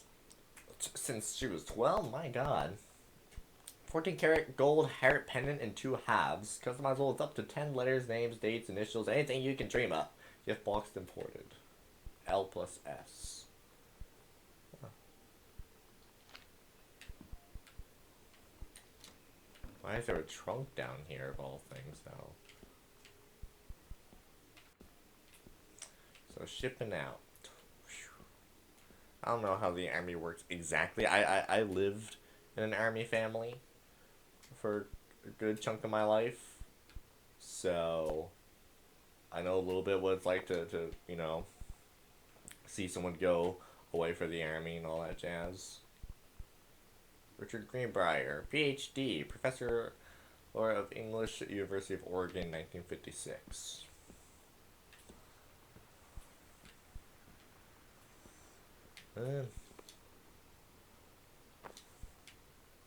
A letter from Granddad.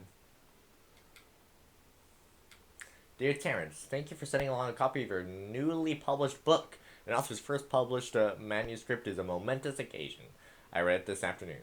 I certainly recognize my son in the subject of matter. An author's work is the externalization of that which he holds dear. Jeez, man. Grandpa, you're using some big words here. And that which he fears. And in this respect, I believe your work was successful. But the lens through which the personal shone was needlessly clouded by genre cliches and implausible, immature, science-fictional Dell Ex Machine. The great authors speak of their lives similar in clear and honest tones, the living crystal that refracts their thoughts without distortion. I congratulate you on surviving the great ordeal that is publication, and rest assured that readers of your chosen genre will lay upon copies hungrily, but I urge you to shed artifice. You can do better, with a father's love and encouragement. Richard Greenbrier. Oh boy.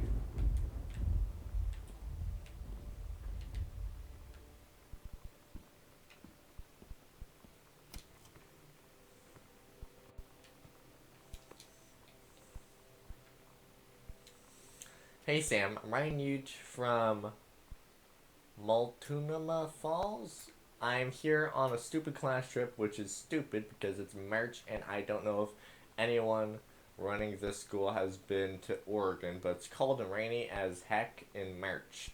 Wish you were here. Oh wait, you are here because I'm writing this to you in the gift shop. Ah, shoot. Lonnie. They tell you to stick with the group on field trips, Katie. There's a reason for that. Lonnie and I snuck off on the side paths at Multnomah Falls and got a little lost. Okay, a lot lost. Like, for hours. Right before the bus left, we found a trail and came running down the path, soaked and covered in mud, shouting for the bus not to leave. The school called home. Mom and Dad said, "You didn't get into trouble like this before you met that Lonnie girl." But I don't think they know about us. The kids at school, though, I'm really afraid that's a whole other story. Stick with the group, Katie. Stick with the group.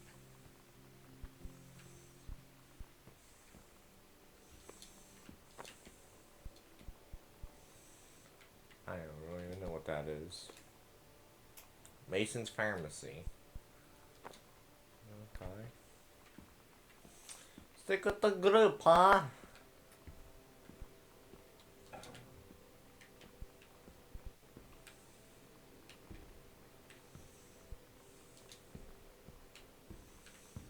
Oh. Something right here. Yolanda De Soto.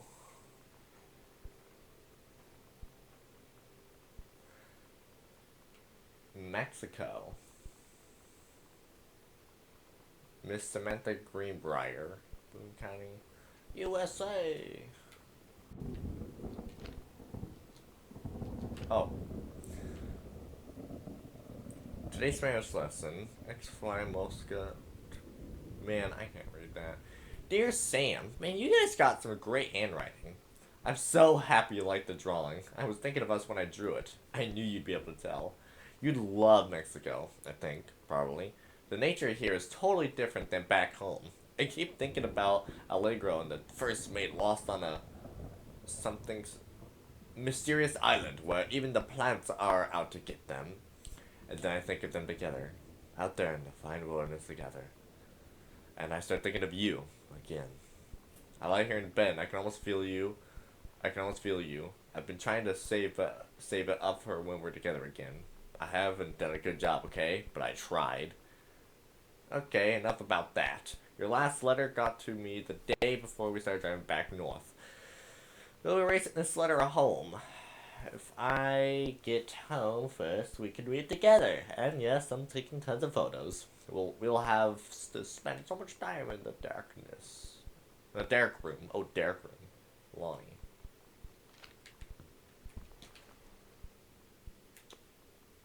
X-ray. Ginger ale.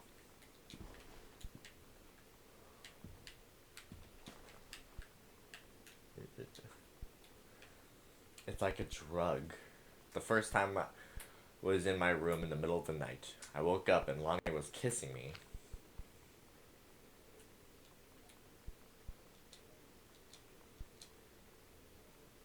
What? I didn't read the rest of it. Was it, do I have to censor that afterwards? Whoa, oh boy. Alright. Girl Scouts, the band formerly known as Cub Scouts. Ramal Kai. Todd's band lost their singer. Todd said he sucked. Lonnie said he got sick of Todd's shit, and he was complaining about needing a new singer. So Lonnie was like, I can sing. And they were all kind of like, you can? And she was like, probably. Probably. But she's been rehearsing with them for like a week now. And I finally got to see them play in Todd's basement today. And she's actually really amazing. I feel so proud when she's on stage. It's incredible being in awe of someone you love. So everybody knows it's like a temporary situation till she ships out in June. But till then, I'm gonna be at every single show.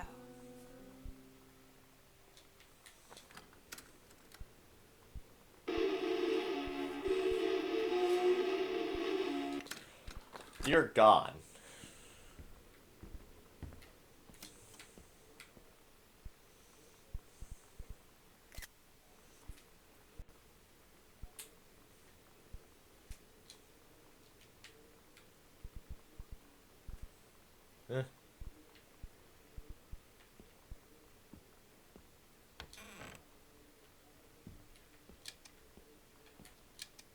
Oh, doesn't work. Alright. Oh. 1963.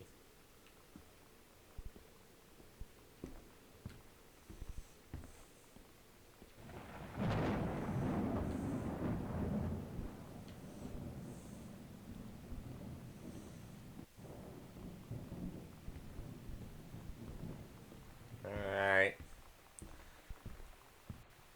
We're going back to brick walls. Jesus, house is big. The Bratmobile. That's a lie to mom and dad situation. But it was so worth it. The girls on stage was just so loud and real and awesome, and everyone was moving. Cool stuff about being the psycho house girl. Cool thing to own. Everybody in the hall, thinking you don't know they're looking at you and whispering as you walk past because I guess they just haven't heard of Peripheral. Costumes, skeletons, and devils, cheerleaders from the Smells Like Teen Spirit video. One girl dressed as Jackie Kennedy. I have no clue who Jackie Kennedy is. Probably something that was not in my time. Another cassette. Goodfellas Senior High School, Samantha Greenbrier. Dear Miss Greenbrier, I appreciate the time and effort you put into writing your letter. It showed initiative and was well written, but does not change my mind in this matter. While I understand that Mr. Soto is a friend of yours, the fact of the matter is that she defaced school property with profanity. The fact that she allegedly defaced her own locker in retaliation for another student doing the same to yours is immaterial. As to your complaint that another student has been punished for their part in this incident, the fact is that no guilty party has come forward, and there has been no convincing evidence as to who might have defaced your locker. In other words, there is no one to punish. I would suggest letting this issue drop, as it will only bring more unwanted attention on yourself, which I believe is what you claim began this whole incident in the first place. Sincerely, Principal Sheldon Grossman. I don't get Lonnie sometimes. Like, her band, and our zine, and her hair, and everything are all anti-authority. But I watch her in JROTC, and she's doing drills in perfect formation. Following orders, no question. Oui. And there's all this stuff in the news about don't ask, don't tell. Like, she's going to join the army and then have to lie about who she is. She said they don't need to know what they don't need to know. Like it was no big deal. This from the girl who trashed her locker to, like, defend my honor. I've learned when to stop arguing, though. I don't think Lonnie even gets Lonnie sometimes.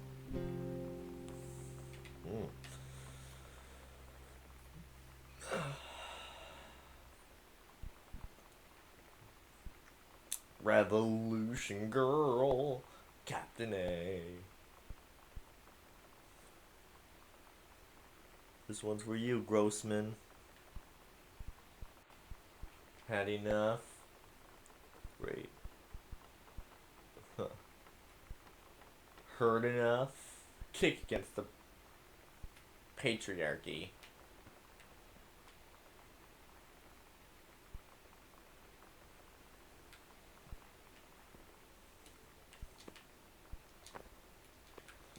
Move out the way. Women outlaws. This will show you who runs things around this joint. She's tougher than a wild Mustang. No female's gonna tell me all. The hook for a hand? No, that's just a revolver. But there is, however, a cassette. Having a Betsy. Wrong way.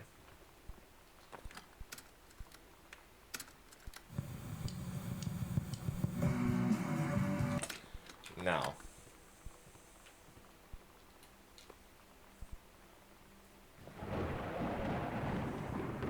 Oh.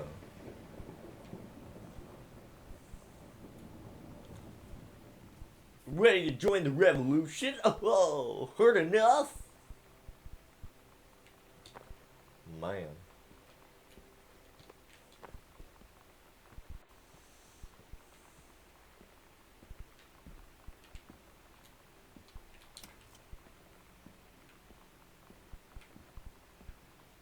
Okay. So there's two ways to go from here. Do I have a map for this? Guest room, basement.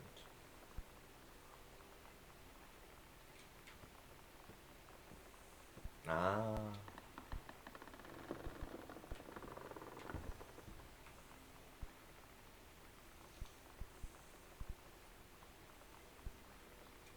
What?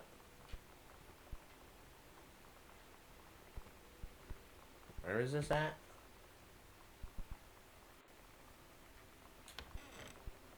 Oh.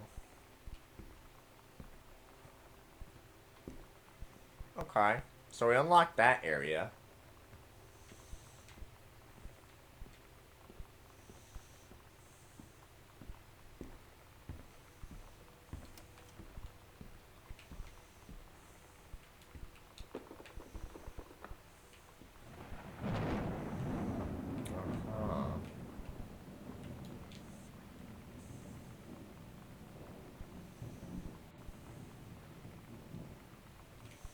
Okay.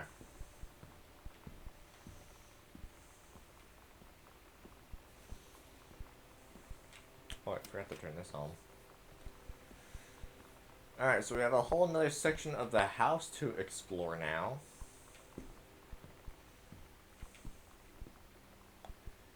Guardian angel up, angels up above, bless this house with lots of love.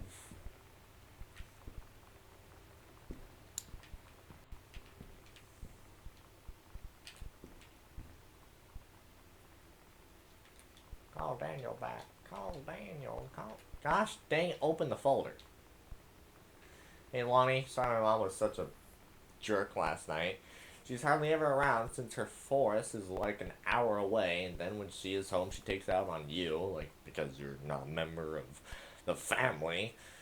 She knows you won't call her on it. I'm sorry. It's okay. You know, she's just jealous of our cool and freewheeling lifestyles. I feel sorry for you. I'm lucky my mom lives in Florida. You have to, you have to have a mom every day. Sorry, I didn't mean to bring up the mom thing like that. I know, I shouldn't complain.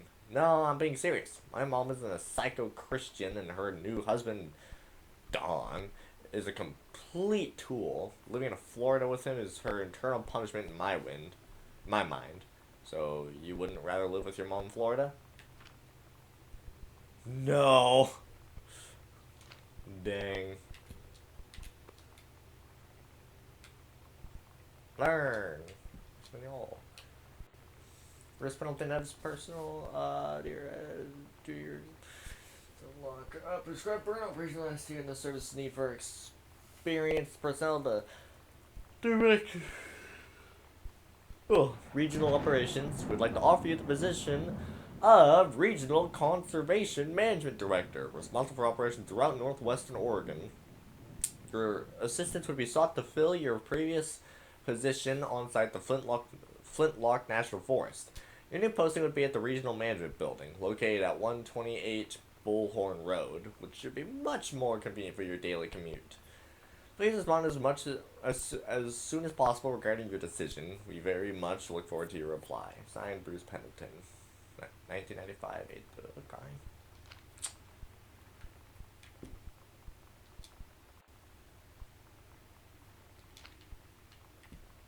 Okay. Alright. Where's the light switch for this place? Ah! There we go.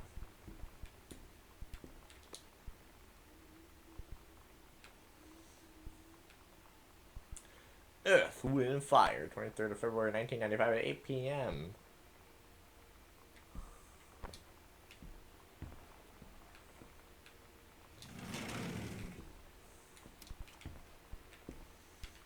Can I zoom in on that? Not really. Skull was the coolest thing I found in Mexico, and it was like $3. American. I love it. Merry Christmas. Miss you. Lonnie. Treasure it always. Okay.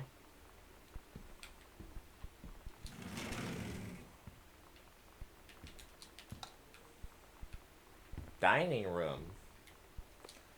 Mom's purse. What, does she have multiple purses? Doesn't matter to me. What is this? Hi Jan, I got 2 tickets for EWF on Thursday, but my girlfriend says she doesn't want to go. Her taste in music means it rears its ugly head again. So at least it's an extra ticket that I thought you might be interested in. More freezing rain, right? Rick. Oh, Ricky boy.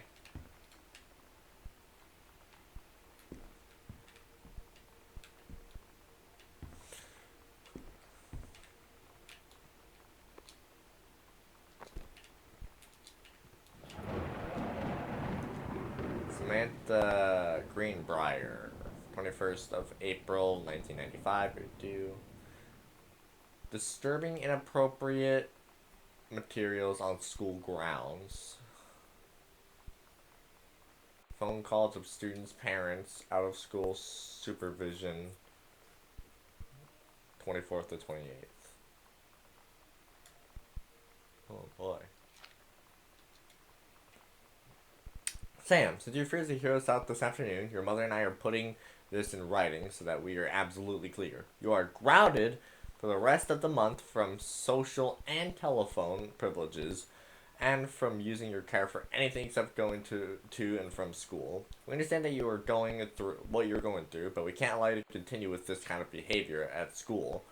And clearly, one of your privileges are reinstated. We can't allow you to have your bedroom door closed while Lonnie is at the house. This is the last word on the master. Get back on course so this won't have to happen again. Dad.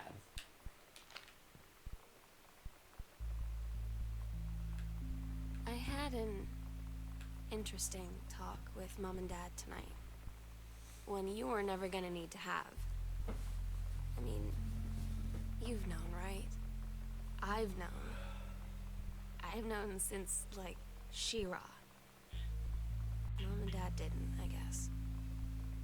But they saw the zine and the stuff on the locker, and they were like, is there something we should know about you and Lonnie? And so here's the thing. I was prepared for them to be mad, or disappointed, or start crying, or something. But they were just in denial. You're too young to know what you want. You and Lonnie are just good friends. You just haven't met the right boy. It's a phase. That's what I didn't see coming. That they wouldn't even respect me enough to believe me. Well, joke's on them, because they're in for one very long phase. Man. First off, congratulations. I can't read any of this, so if you want to pause and read this, go ahead, because wait, maybe? Yes, Greenbrier, Regional Director, and I say congratulations because, come on, you're going to take the job tonight. What are you waiting for? And engraved invitation on the back. But in the meantime, let's discuss this little outing you had with our favorite something flannel clad hunk. What a blast, but you around reading golly, this is Love Carol. Ay ay ay.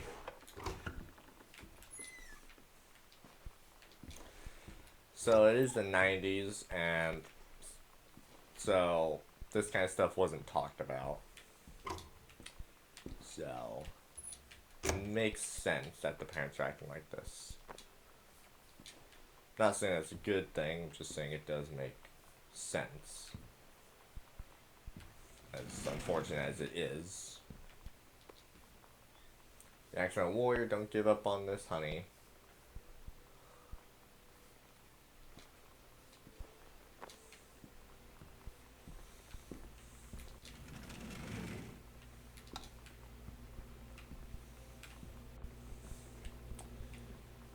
Oh boy, another one of these.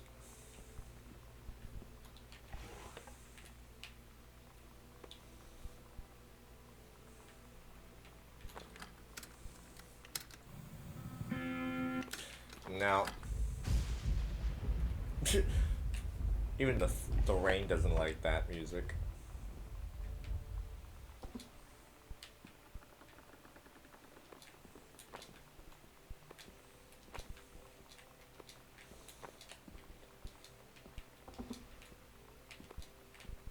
Yeah, Unbreakable.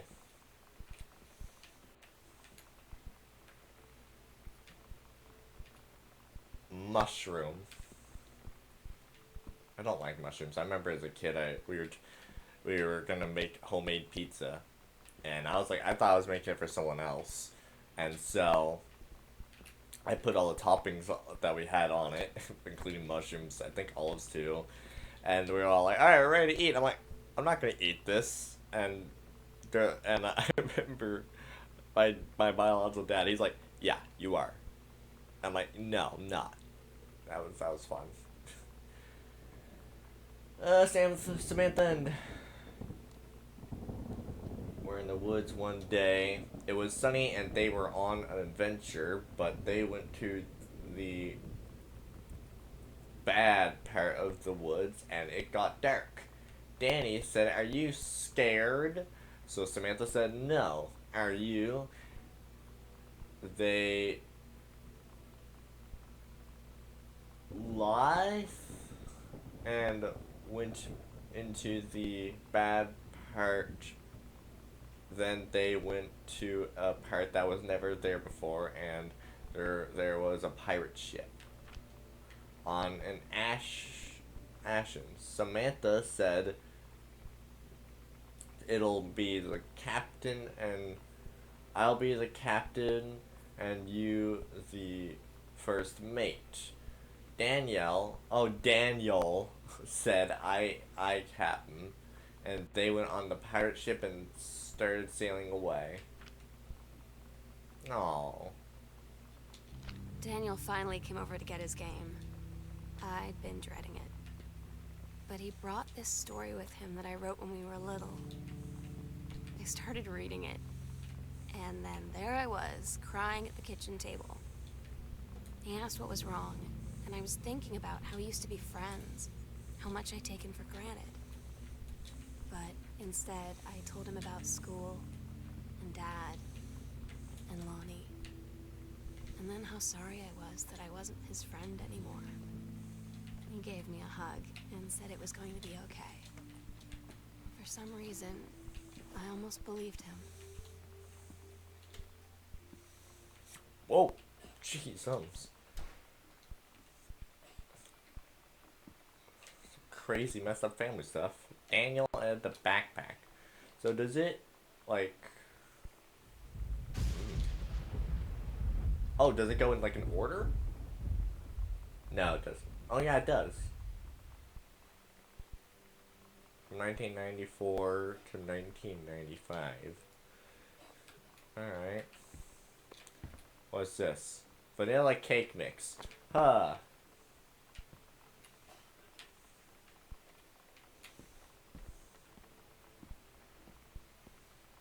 So it's June 1995 right now.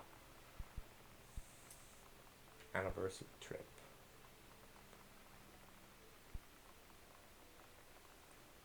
Rick's wedding.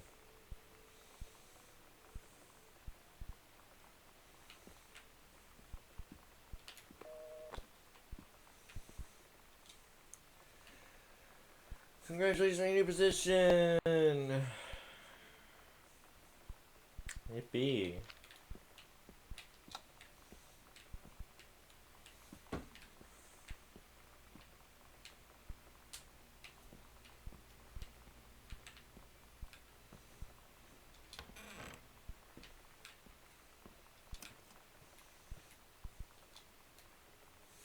Dear Mrs. Greenbrier.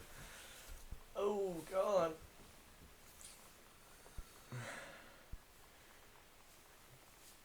First, let me say that I hope this missive finds you well. Heck, it feels like a gosh darn miracle that it finds you at all.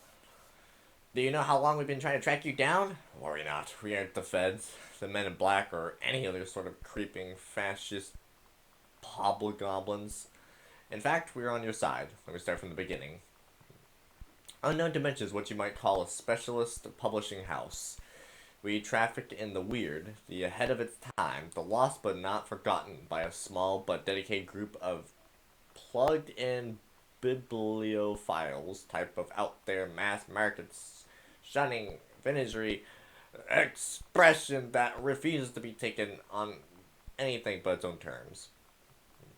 We've had an unparalleled run since our inception 4 years ago, unearthing and reviving Christ or zombie-like timeless works such as N.N.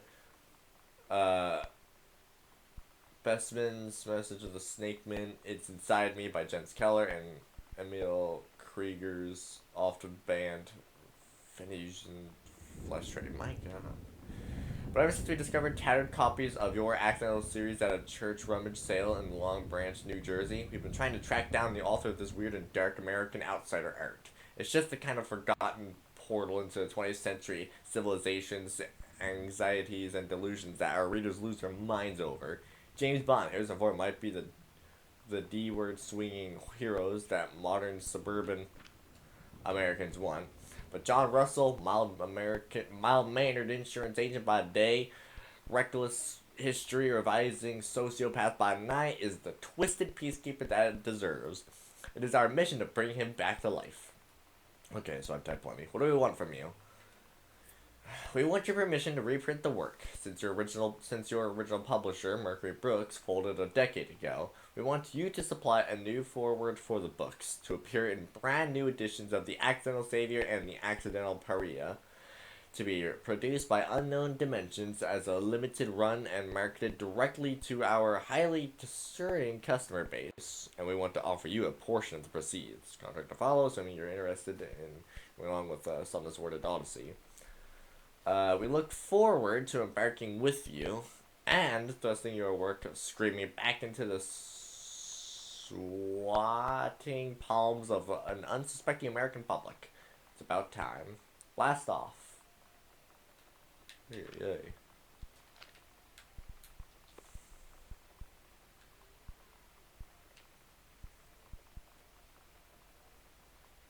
Huh.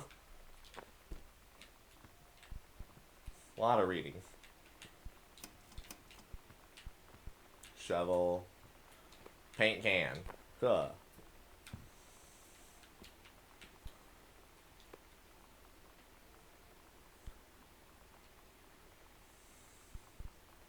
Looks like an army hat. I asked Lonnie what she had to do to get ready to ship out for basic training. She said, not a lot, really. You're not allowed to bring anything with you. You have no possessions, no contact with the outside world while you're in basic. You just train hard every day, and then you deploy from there. So, they'll just send her away. To who knows where. The other side of the country, the other side of the world. My mind, can't process it. She's really going to be gone. Just gone. Ay. I kind of know what that feels like, to a certain extent. Sam, your mother and I will be away for a long weekend celebrating our anniversary from the 3rd of June to the 7th of June. We'll be, camping. We'll be camping in the gorge, but we will give you a call on the way home. Sorry, the kitchen is still mid-renovation. Never trust a constructor. $40 is on the table to order pizza while we're gone. Be good, Dad.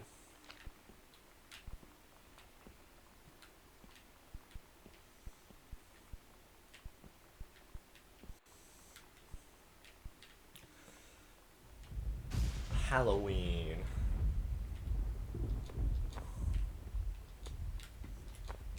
Sit there. Sam, ask me about clown combos.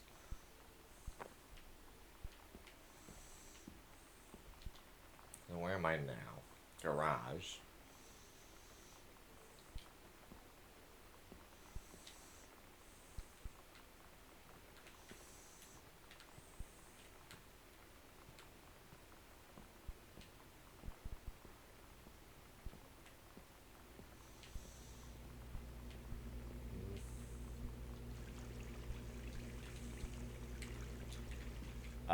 There we go.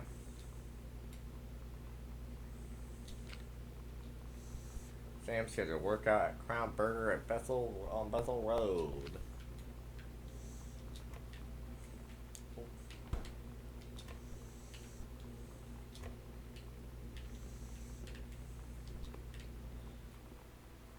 Screw your milk. What is this? Ready to screw your vegetables.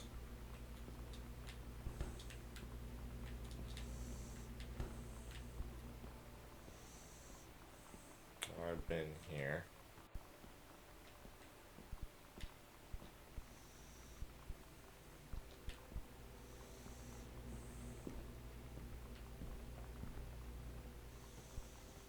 Oh boy.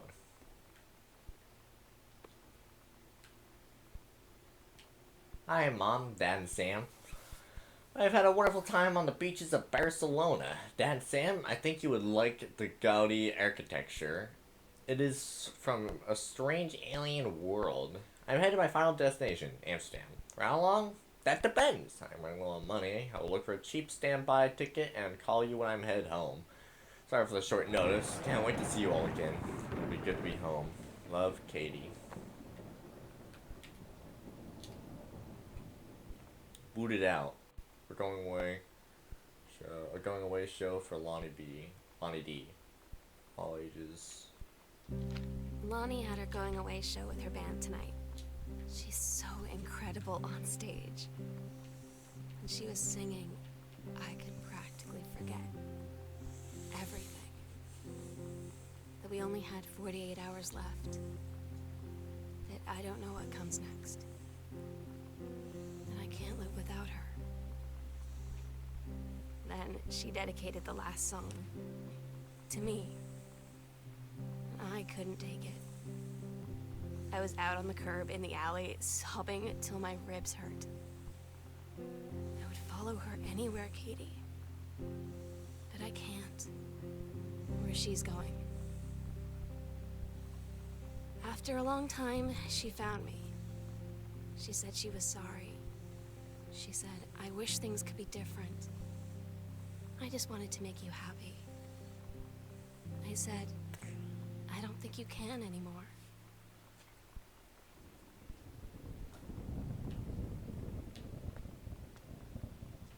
Oh boy.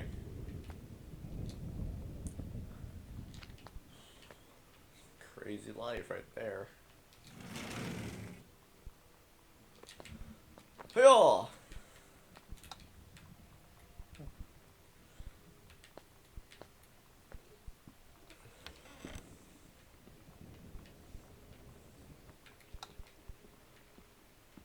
So where are the parents? Are they out on a trip, I'm guessing? I'm betting it probably said in the beginning I've already forgotten or something. Or maybe it's just me left. Oh.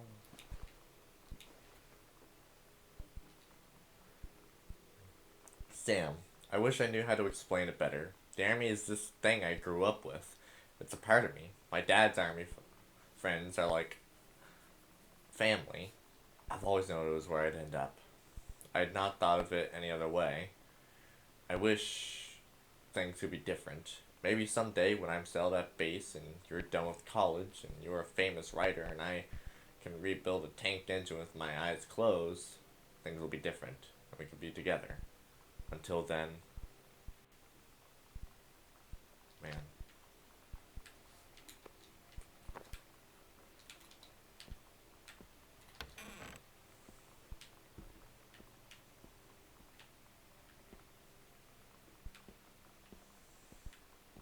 Greenhouse. Look at all these plants. My mother would love this place.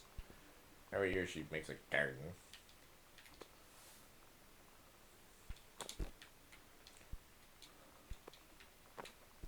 Oh.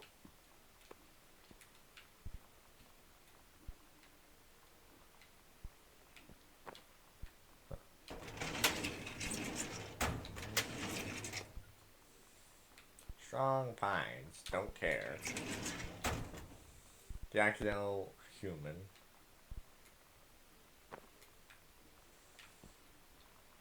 Oh wait. Dear Kaz, I can't tell you what joy it is to see John Russell back in print. Thank you very much for sending along copies of new editions. The cover art is really something. I know you've said that Unknown Dimension isn't in the business of printing new material, but this revived interest in my work has brought on a wave of inspiration, resulting in a manuscript that completes John Russell's journey, which I think you may find intriguing. It is reflective and introspective, without forgetting the excitement and weirdness that Unknown Dimension readers expect. I hope this might be an exciting new direction for Unknown Dimension to pursue. At the very least, I am grateful that John Russell's adventures didn't come to an end quite when I thought they had. My thanks and regards, Terrence L. Greenbrier.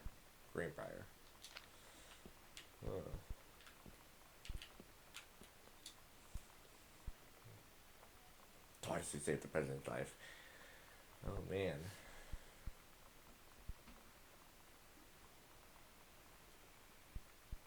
fiddling, the ripping time opens in front of him, and his handlers peer out. He doesn't hesitate.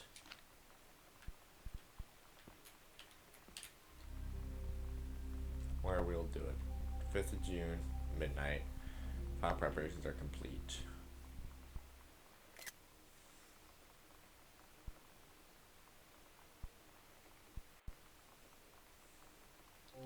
We agreed our last night together would be our happiest ever, and we'd forget tomorrow was going to come at all. It worked for a while. We had a good time seeing Oscar off, then ran up to the attic to look through our photos, to find one for Lonnie to take with her.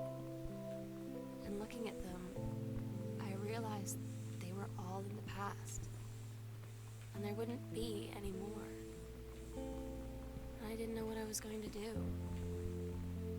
And I cried. And she held me. She said she knew it was hard, but life would move on. I said I didn't want my life to keep moving without her. That's when she cried too. I was so exhausted. I must have fallen asleep like that, in her arms. In the morning, I woke up, and I was finally alone.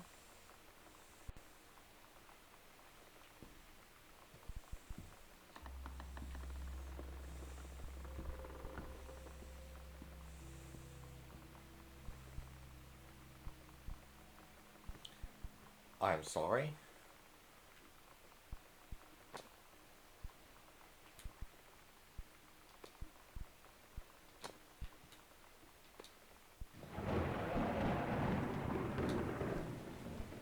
Oh, nah.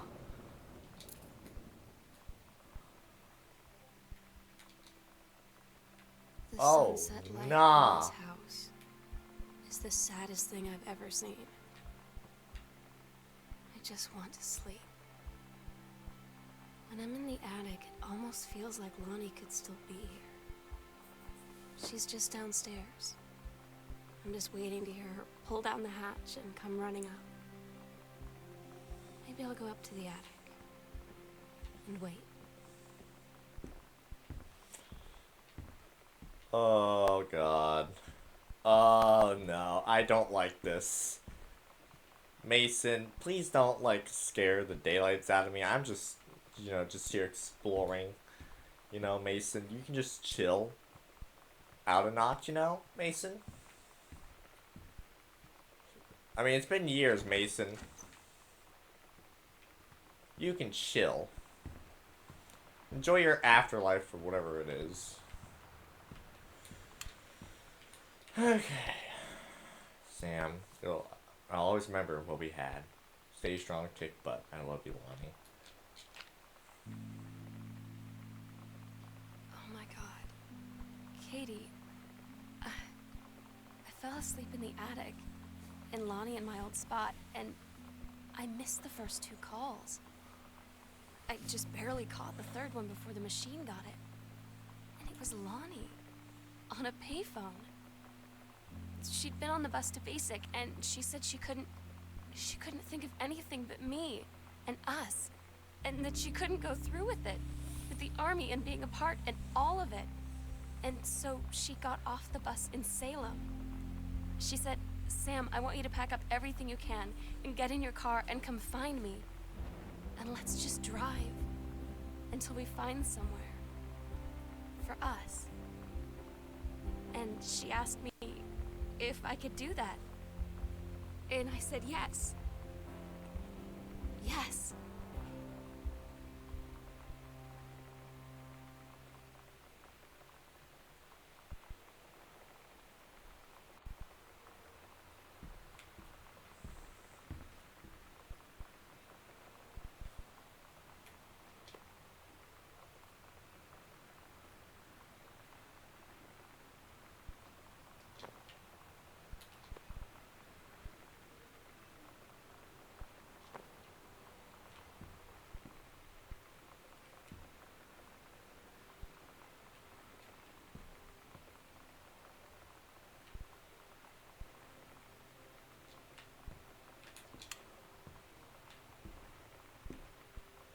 Oh, it's one of those old developing rooms. think. I don't know what they're called exactly, but I think I know what this is.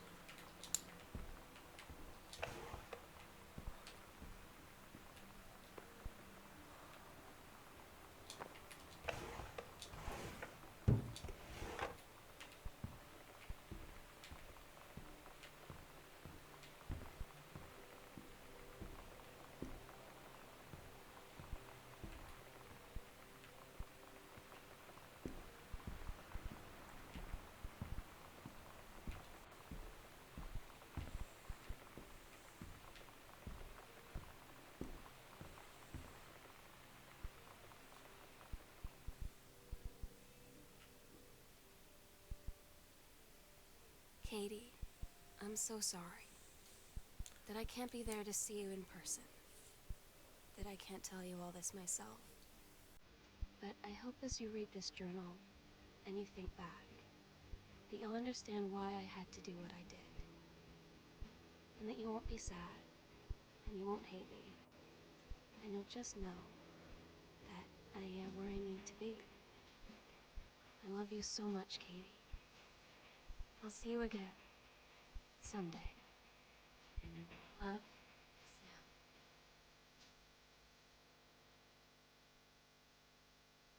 That was not what I was expecting, to be honest.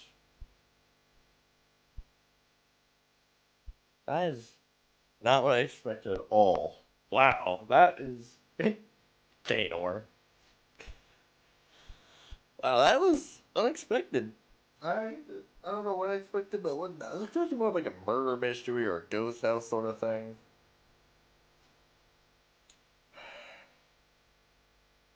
Oh,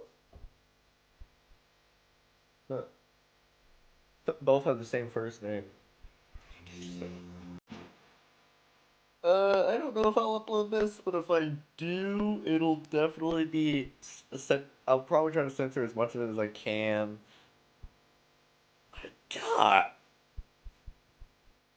And probably have a warning on it. Big warning because my channel is geared towards younger audiences, so we're gonna probably chill on that. Yeah, I love games like this where it has like a story. It's more story based than anything. I love games like this.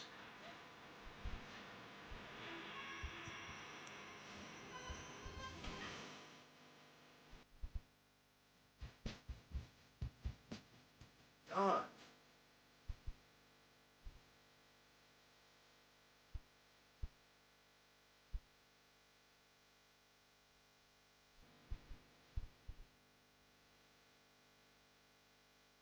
okay, let's turn that down. The good game. I like the story. It's an interesting way it unfolds. I think. Sure, it's a little misleading at times. Like I'm looking for something else, but the story makes sense for its time, for like the years it's based in. So it does make sense.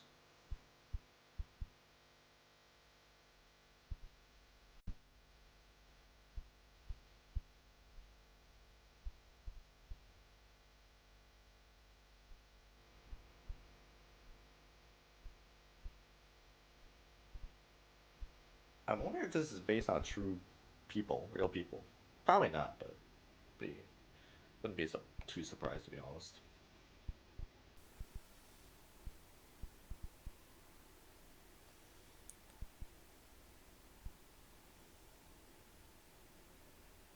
Gone home.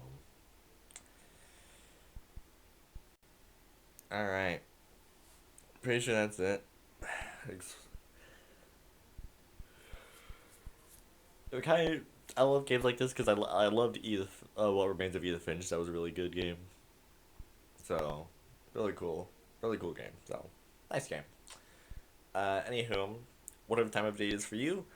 Well, actually, first off, thanks for watching. Probably gonna put a warning on this video and censor some of it because I remember the letter and like I don't know what was in that letter, but yeah. Anywho, whatever time of day is for you. Hopefully you have a good morning slash afternoon slash evening slash night, wherever you're in the world.